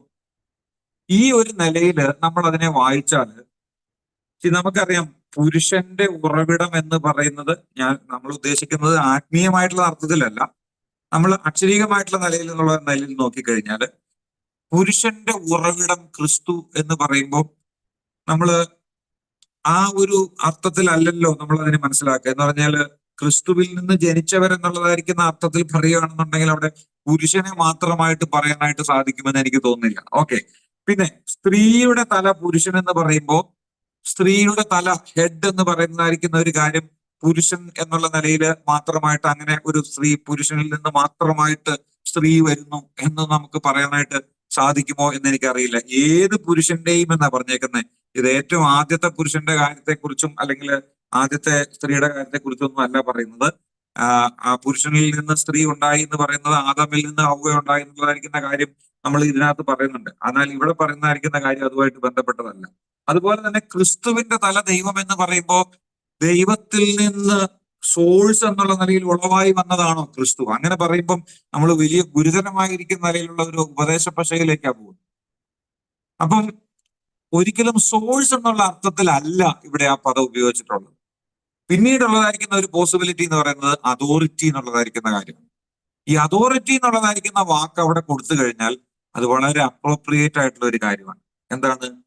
ഏത് പുരുഷന്റെയും അതോറിറ്റി ക്രിസ്തുവാണ്. അപ്പോൾ തന്നെ സ്ത്രീയുടെ അതോറിറ്റി, ഇത് പ്രത്യേകമായിട്ട് ശ്രദ്ധിക്കണേ. ഇത് ഒരു കാര്യം കൂടെ അതിനോട് ചേർത്ത് ഞാൻ പറയുകയാണ്. ഇവിടെ ഈ അതോറിറ്റി എന്ന് ഉദ്ദേശിക്കുമ്പോൾ സകല സ്ത്രീകളുടെ മേലും പുരുഷന്മാർക്കുള്ളതായിരിക്കുന്ന അധികാരത്തെ കുറിച്ചല്ല ഇവിടെ പറയുന്നത്. ഇതൊരു this is talking about the God ordained system in the family അല്ലെങ്കിൽ ഇൻ ദ ചർച്ച്. അവിടെ ഏത് പുരുഷന്റെയും തല ക്രിസ്തു എന്ന് പറയുമ്പോൾ ആ ക്രിസ്തുവിന്റെ അധികാരത്തിന് കീഴിലിരിക്കുന്ന പുരുഷൻ, പുരുഷന്റെ അധികാരത്തിന് കീഴിലിരിക്കുന്ന സ്ത്രീയെ, ക്രിസ്തുവിന്റെ തല ദൈവം എന്ന് പറയുമ്പോൾ അവിടെ നമുക്ക് വളരെ വ്യക്തമായിട്ട് അറിയാം, കർത്താവായ യേശു ക്രിസ്തു ഈ ഭൂമിയിലേക്ക് വന്നതായിരിക്കുന്ന സമയത്ത് ഇറ്റ് ടോക്സ് അബൌട്ട് ഹിസ് കോൺഡിസെൻഷൻ. അവന്റെ ആ ഭൂമിയിലേക്ക് വരുന്നതായിരിക്കുന്ന സമയത്ത് അവൻ ഏത് നിലയിലാണ് വന്നത്? പിതാവായിരിക്കുന്ന ദൈവം അവനെ അയച്ചപ്പോൾ ആ പിതാവിന് സകലത്തിലും കീഴ്പ്പെട്ടിരുന്നുകൊണ്ട്, പിതാവിന്റെ അധികാരത്തിന് കീഴ്പ്പെട്ടിരുന്നുകൊണ്ട് പുത്രൻ ഈ ഭൂമിയിലേക്ക് വരികയാണ്. ഓക്കെ, ഇവിടെ ഈ മൂന്ന് കാര്യങ്ങൾ നമ്മൾ എടുക്കുമ്പോൾ, അതായത് പുരുഷന്റെ തല ക്രിസ്തു എന്നും സ്ത്രീയുടെ തല പുരുഷനെന്നും ക്രിസ്തുവിന്റെ തല ദൈവം എന്ന് പറയുമ്പോൾ ഇവർ തമ്മിലുള്ളതായിരിക്കുന്ന ആ ഒരു എന്താ പറയുന്നത്, അവരുടെ ആ ഒരു ഫങ്ഷണൽ സബോർഡിനേഷൻ ആണ് അതിനെ കാണിക്കുന്നത്. അല്ലാതെ അവരുടെ ഒരു ഏതെങ്കിലും നിലയിൽ അവര് മറ്റുള്ളവനേക്കാൾ താഴ്ന്ന ഇൻഫീരിയർ ആയിട്ടുള്ള ഒരാൾ എന്നുള്ള നിലയിലല്ല. It is not talking about someone being superior and the other person being inferior. ദൈവം സഭയ്ക്കകത്താണെന്നുണ്ടെങ്കിലും പുരുഷനാണെന്നുണ്ടെങ്കിലും സ്ത്രീ ആണെന്നുണ്ടെങ്കിലും ക്രിസ്തുവിൽ അവർക്കുള്ളതായിരിക്കുന്ന സ്ഥാനം എന്ന് പറയുന്നത്, നമ്മൾ ഗലാത്യ ലേഖനം 3-ാം അധ്യായത്തിൽ ഇത് വായിക്കുന്നുണ്ട്. ക്രിസ്തുവിലുള്ളതായിരിക്കുന്നത് position that a man and woman have in Christ is the same. അവർക്ക് ക്രിസ്തുവിലുള്ളതായിരിക്കുന്ന ആ സ്ഥാനം എന്ന് പറയുന്നത് ഒരുപോലെ തന്നെയുള്ളതായിരിക്കുന്ന കാര്യമാണ്. But there is a functional difference. പിതാവായിരിക്കുന്ന ദൈവവും പുത്രനായിരിക്കുന്ന ദൈവവും തമ്മില് അവർക്ക് അവരുടെ ക്വാളിറ്റി, അവരുടെ essence, there is no difference in essence, in quality, in nature. പക്ഷേ there is a functional difference. ഒരു പുത്രൻ എന്നുള്ള നിലയിൽ പിതാവിന് കീഴ്പ്പെട്ടിരുന്നു കൊണ്ടാണ് ഈ പുത്രൻ എല്ലാ കാര്യങ്ങളും ചെയ്യുന്നത്. ദൈവത്വത്തിൽ അവർ തുല്യരാണ്, ആളത്വത്തിൽ അവർ ഒരുപോലെയാണ്. എന്നാൽ in function one is subordinate. Subordinate എന്ന് പറയുമ്പോൾ ഇൻഫീരിയർ എന്നല്ല, willingly voluntarily he is submitting himself to the authority of the other person. ആ ഒരു വ്യത്യാസമാണ് അവിടെ കാണുന്നത്. അപ്പൊ അതുകൊണ്ട് പൗലോസ് പറയുന്നത് പുരുഷന്റെ അധികാരം, പുരുഷന്റെ മേൽ അധികാരം, അവന്റെ തല ക്രിസ്തു എന്ന് പറയുമ്പോൾ ക്രിസ്തുവിന്റെ അധികാരത്തിന് കീഴ്പ്പെട്ടുകൊണ്ടാണ് പുരുഷൻ ഇരിക്കുന്നത്. പുരുഷൻ അഥവാ ഭർത്താവ് എന്നുള്ള അർത്ഥത്തിലാണ് ഇവിടെ പുരുഷന്റെ സ്ത്രീയുടെ തല പുരുഷൻ എന്ന് പറയുന്നത്. അപ്പോൾ ഭർത്താവിന് കീഴടങ്ങിയിരിക്കുന്ന ഭാര്യ, അതുപോലെ തന്നെ പിതാവിന് കീഴ്പ്പെട്ടിരിക്കുന്ന പുത്രൻ. ഈ ഒരു ചിന്തയാണ് അവിടെ 3-ാമത്തെ വാക്യത്തിൽ നമുക്ക് ലഭിക്കുന്നത്. അതുകൊണ്ട് ആണ് പൗലോസ് ഈ യൂണിവേഴ്സൽ റീസൺസ് പറഞ്ഞുകൊണ്ട് പറയുകയാണ്. 4-ാമത്തെ വാക്യം, മൂടുപടമിട്ട് പ്രാർത്ഥിക്കുകയോ പ്രവചിക്കുകയോ ചെയ്യുന്ന ഏത് പുരുഷനും തന്റെ തലയെ അപമാനിക്കുന്നു. ഇവിടെ ഈ തല എന്നുദ്ദേശിക്കുന്നത് തീർച്ചയായിട്ടും അവിടെ മുമ്പ് പറഞ്ഞതായിരിക്കുന്ന അർത്ഥത്തിൽ ക്രിസ്തുവിനെ അപമാനിക്കുന്നു. അത് ഒരർത്ഥത്തിൽ പറഞ്ഞു കഴിഞ്ഞാൽ he's disgraces, he's disgracing his own head എന്ന് വേണമെങ്കിൽ പറയാം. എന്ന് പറഞ്ഞാൽ ഒരു തരത്തിൽ പറഞ്ഞു കഴിഞ്ഞാൽ തന്റെ തന്നെ ശരീരത്തെ അല്ലെങ്കിൽ തന്റെ തന്നെ ആ ഒരു ബീയിങ്ങിനെ താൻ അപമാനിക്കുക ആ നിലയിൽ ചെയ്യുന്നത്. പക്ഷെ എന്തുമാട്ടെ, നമ്മൾ ഇവിടെ പറയുന്ന അർത്ഥത്തിൽ എടുക്കുമ്പോൾ മൂടുപടമിട്ട് പ്രാർത്ഥിക്കുകയോ പ്രവചിക്കുകയോ ചെയ്യുന്ന ഏത് പുരുഷനും ക്രിസ്തുവിനെ അപമാനിക്കുന്നു. മൂടുപടമില്ലാതെ പ്രാർത്ഥിക്കുകയോ പ്രവചിക്കുകയോ ചെയ്യുന്ന ഏത് സ്ത്രീയും തന്റെ ഭർത്താവിനെ അപമാനിക്കുന്നു എന്നുള്ള നിലയിലാണ് ആ ആശയം നമ്മൾ മനസ്സിലാക്കേണ്ടത്. എന്ന് പറഞ്ഞാൽ താന് ആ ഒരു ശുശ്രൂഷയോടുള്ള ബന്ധത്തിൽ, ആത്മീയമായിരിക്കുന്ന ഒരു ശുശ്രൂഷയോടുള്ള ബന്ധത്തിൽ, ഇതിനകത്ത് പിന്നെയും ചോദ്യങ്ങൾ വരാം. ഇത് വിവാഹിതരായിരിക്കുന്ന സ്ത്രീകൾക്ക് മാത്രമാണോ ആപ്ലിക്കബിൾ ആയിട്ടുള്ളത് തുടങ്ങിയ ചോദ്യങ്ങളൊക്കെ വരാം. അത് ഇന്നിപ്പം അത് അഡ്രസ് ചെയ്യാനായിട്ടുള്ള സമയം എന്റെ മുമ്പിലില്ല, ഞാനത് പിന്നാലെ പറഞ്ഞുകൊള്ളാം. അപ്പം ക്രിസ്തുവിന്റെ അല്ലെങ്കിൽ ഒരു പുരുഷൻ തന്റെ തലയിൽ മൂടുപടം ഇട്ടില്ലെന്നുണ്ടെങ്കിൽ ക്രിസ്തുവിനെ അപമാനിക്കുന്നു. അതിന്റെ കാര്യകാരണങ്ങൾ നമുക്ക് പിന്നാലെ പറയാം. ഒരു സ്ത്രീയുടെ തലയിൽ മൂടുപടം ഇല്ലെന്നുണ്ടെങ്കിൽ അവൾ അവളുടെ ഭർത്താവിനെ അപമാനിക്കുന്നു. അവൾ അത് ക്ഷൗരം ചെയ്യിച്ചതുപോലെയാണ് എന്ന് പറയുന്നുണ്ട്. It is equivalent to you know her head being cut off, or hair being cut off, not head, hair being cut off, or her head shaved. അവരുടെ തല ക്ഷൗരം ചെയ്യിച്ചതുപോലെ ആയിരിക്കുന്ന ഒരു നിലയിലാണ് അവളുടെ ആ ഒരു പ്രവൃത്തി ഇരിക്കുന്നത് എന്നുള്ള നിലയിലാണ് പൗലോസ് അത് പറയുന്നത്. കാരണം ഈ കൊരിന്തിലെ സംബന്ധിച്ച് നോക്കുമ്പം അവിടെ പറയുന്ന ഒരു കാര്യമുണ്ട്. ഒരു വേഴ്സ് 6, സ്ത്രീ മൂടുപടം ഇടുന്നില്ലെങ്കിൽ മുടി കത്രിച്ച് കളയട്ടെ, കത്രിക്കുന്നോ ക്ഷൗരം ചെയ്യിക്കുന്നോ സ്ത്രീക്ക് ലജ്ജയെങ്കിൽ മൂടുപടം ഇട്ടുകൊള്ളട്ടെ എന്ന് പറയുന്നു. ഈ ഒരു വാക്യത്തിൽ പലപ്പോഴും ആളുകൾ ചിന്തിക്കുന്ന ഓക്കെ, മൂടുപടം ഇട്ടില്ലെന്നുണ്ടെങ്കിൽ മുടി കത്രിച്ച് കളഞ്ഞാൽ മതി എന്നുള്ള നിലയിലാണ്. ഈ മുടി കത്രിച്ച് കളയട്ടെ, അല്ലെങ്കിൽ if a woman does not cover her head, let her also have her hair cut off എന്ന് പറയുന്നത്, he is not giving them a permission, he is not giving them sanction to cut their hair. അത് നമ്മൾ അങ്ങനെ ചിന്തിക്കരുത്. പൗലോസ് okay, മുടി വെട്ടിക്കളഞ്ഞു കഴിഞ്ഞാൽ പിന്നെ മൂടുപടം വേണ്ട എന്നുള്ള നിലയിലാണ് പൗലോസ് പറയുന്നത്. അല്ല, പൗലോസ് തന്നെ ആ വാക്യത്തിൽ പറയുന്നുണ്ട്, കത്രിക്കുന്നതോ ക്ഷൗരം ചെയ്യിക്കുന്നതോ സ്ത്രീക്ക് ലജ്ജയെങ്കിൽ എന്ന് അവൾ പറയുന്നു. in the city of Corinth, not only in the city of Corinth, but even among the Jewish community, even among the Gentile community, cutting the hair off was considered to be a shameful thing, a disgraceful thing. അത് generally നമ്മുടെ വിശ്വാസികളായിരിക്കുന്ന ആളുകളുടെ ഇടയിലും അങ്ങനെയുള്ള ഒരു കാര്യം. പിന്നെ especially കൊരിന്ത്യ കൾച്ചറിനോട് ബന്ധപ്പെട്ടുള്ള ഒരു കാര്യം. കാരണം ആ ഒരു കാര്യം പറയുമ്പോൾ അവളോട് കത്തിരിച്ച് കളയട്ടെ എന്ന് പറയുന്നതായിരിക്കുന്നതിന്റെ കാരണം ആ ഒരു കോണ്ടെക്സ്റ്റിൽ നിന്നുകൊണ്ട് മനസ്സിലാക്കാൻ കഴിയുന്നത്, കൊരിന്തിലുള്ള ഒരു അഫ്രോഡൈറ്റ് എന്ന് പറയുന്നതായിരിക്കുന്ന ഒരു ദേവിയുടെ ക്ഷേത്രം. ആ ദേവിയുടെ ക്ഷേത്രത്തില് 1000 ദേവദാസിമാരുണ്ടായിരുന്നു എന്നാണ് പറയുന്നത്. There is a temple in Corinth which was dedicated to the goddess Aphrodite, and or otherwise the name is Venus. And then there were around 1000 temple prostitutes. ആ ക്ഷേത്രത്തിൽ ഉണ്ടായിരുന്ന ഈ ടെമ്പിൾ പ്രോസ്റ്റിറ്റ്യൂട്ട്സ്, അവർ ഈ മുടി, അവർ ദേവദാസിമാരാണ്, ഇങ്ങനെയുള്ള ആളുകളാണെന്നുള്ളത് തിരിച്ചറിയാൻ വേണ്ടിയിട്ട് അവരുടെ മുടി കട്ട് ചെയ്ത് കളഞ്ഞിരുന്നു. അപ്പം പൗലോസ് ഉദ്ദേശിക്കുന്ന ഒരു കാര്യം, അങ്ങനെ മുടി കട്ട് ചെയ്ത് കളയുമ്പം അത് ഏറ്റവും ഷെയിംഫുൾ ആയിട്ടുള്ള ഒരു കാര്യമാണ്. അത് അവർ ചെയ്യില്ലെന്നുള്ള കാര്യം പൗലോസിന് നന്നായിട്ട് അറിയാം. അപ്പൊ പൗലോസ് പറയുന്ന ഒരു കാര്യം ഇതാണ്, നിങ്ങൾക്ക് മുടി അല്ലെങ്കിൽ മുടി നീട്ടി വളർത്താനോ അല്ലെങ്കിൽ മുടിപടം ഇടാനായിട്ടോ നിങ്ങൾ തയ്യാറല്ല എന്നുണ്ടെങ്കിൽ നിങ്ങൾ അതിനേക്കാൾ, അതായത് ഒരു തരത്തിൽ പറഞ്ഞു കഴിഞ്ഞാൽ ഈ ഇങ്ങനെ കട്ട് ചെയ്ത് കളയുന്നതിനേക്കാൾ ഷെയിംഫുൾ ആയിട്ടുള്ള ഒരു കാര്യമാണ് ഈ നിലയിൽ ഇടാതെ നടക്കുന്ന, അല്ലെങ്കിൽ മൂടുപടം ഇടാതെ ഇരിക്കുന്നത് എന്നുള്ള നിലയിലുള്ള ഒരു കാര്യമാണ് പൗലോസ് അവിടെ പറയുന്നത്. അപ്പോൾ അതുകൊണ്ട് അതൊരു പെർമിഷനായിട്ട് കാണരുത്, മറിച്ച് ഇങ്ങനെയുള്ള ഒരു കോണ്ടെക്സ്റ്റിൽ, ഇങ്ങനെ ഒരു സാഹചര്യത്തിൽ ഒരിക്കലും അവരതിന് തയ്യാറാകില്ല എന്നുള്ളത് കൊണ്ട് പൗലോസ് പറയുന്നതായിരിക്കുന്ന ഒരു കാര്യമാണ്. ഓക്കെ, അതിനുശേഷമാണ് പുരുഷൻ ദൈവത്തിന്റെ പ്രതിമയും തേജസ്സുമാകിയാൽ മൂടുപടം ഇടേണ്ടതല്ല, സ്ത്രീയോ പുരുഷന്റെ തേജസ് ആകുന്നു. പുരുഷൻ സ്ത്രീയിൽ നിന്നല്ലല്ലോ, സ്ത്രീ പുരുഷനിൽ നിന്ന് അത്ര ഉണ്ടായത്.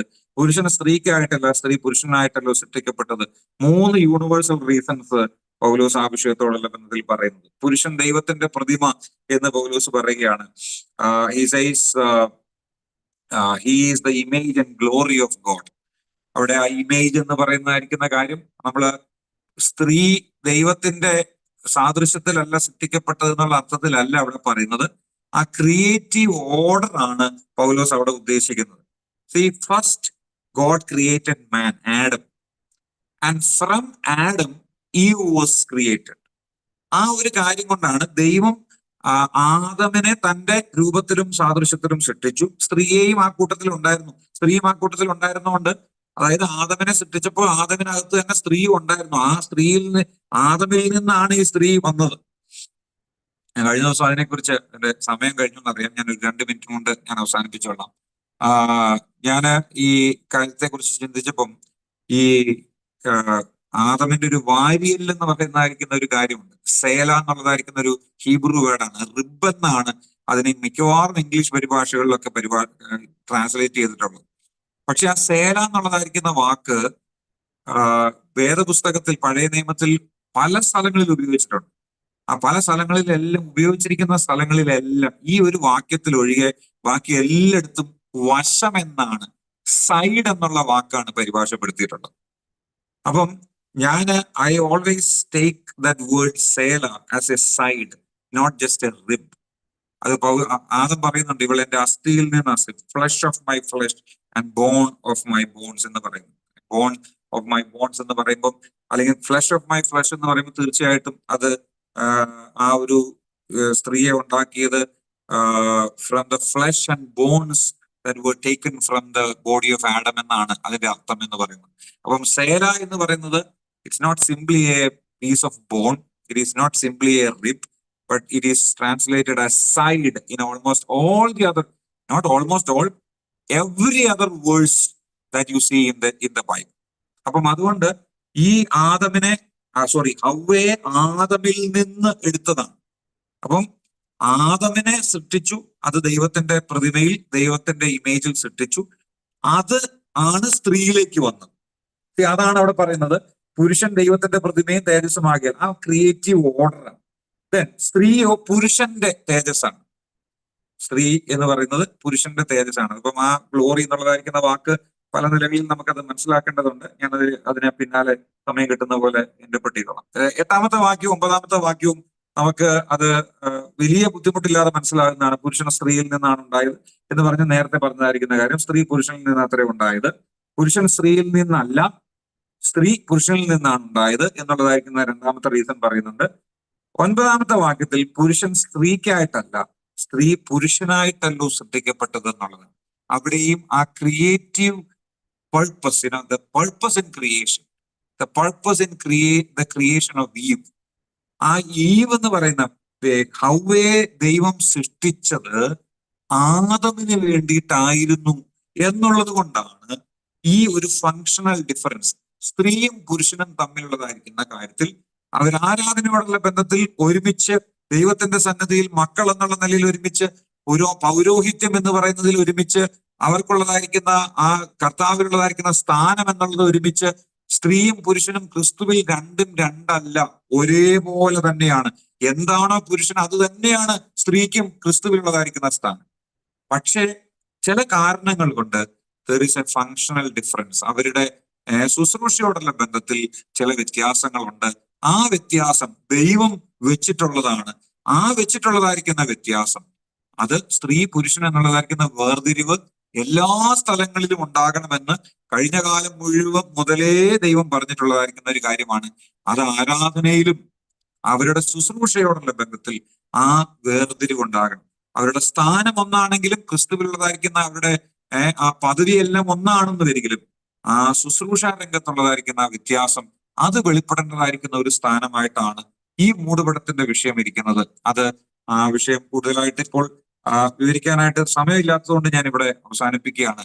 ദൈവം വെച്ചതായിരിക്കുന്ന, സഭയിൽ വെച്ചതായിരിക്കുന്ന വ്യവസ്ഥ, കുടുംബത്തിൽ വെച്ചതായിരിക്കുന്ന വ്യവസ്ഥ, the order which God has created in the assembly, in the family, that should be maintained. അത് നിലനിൽക്കണം, അത് ആ നിലയിൽ മുമ്പോട്ട് പോകണം. അതിന്റെ അടിസ്ഥാനത്തിൽ വേണം നമ്മൾ ഈ വിഷയത്തെ മനസ്സിലാക്കാനായിട്ട്. ആ നിലയിൽ ആ കാര്യത്തെ കൂടുതലായിട്ട് നമുക്ക് അടുത്ത ആഴ്ചയിൽ പഠിക്കാനായിട്ട് കഴിയുമെന്ന് വിചാരിക്കുന്നു. ഈ നിലയിൽ നമുക്ക് ഈ ഭാഗം ചിന്തിക്കാനായിട്ട് ദൈവം അനുവദിച്ചതോർത്ത് ദൈവത്തെ സ്തുതിക്കുന്നു. അവന്റെ നാമം വാഴ്ത്തപ്പെടുമാറാകട്ടെ.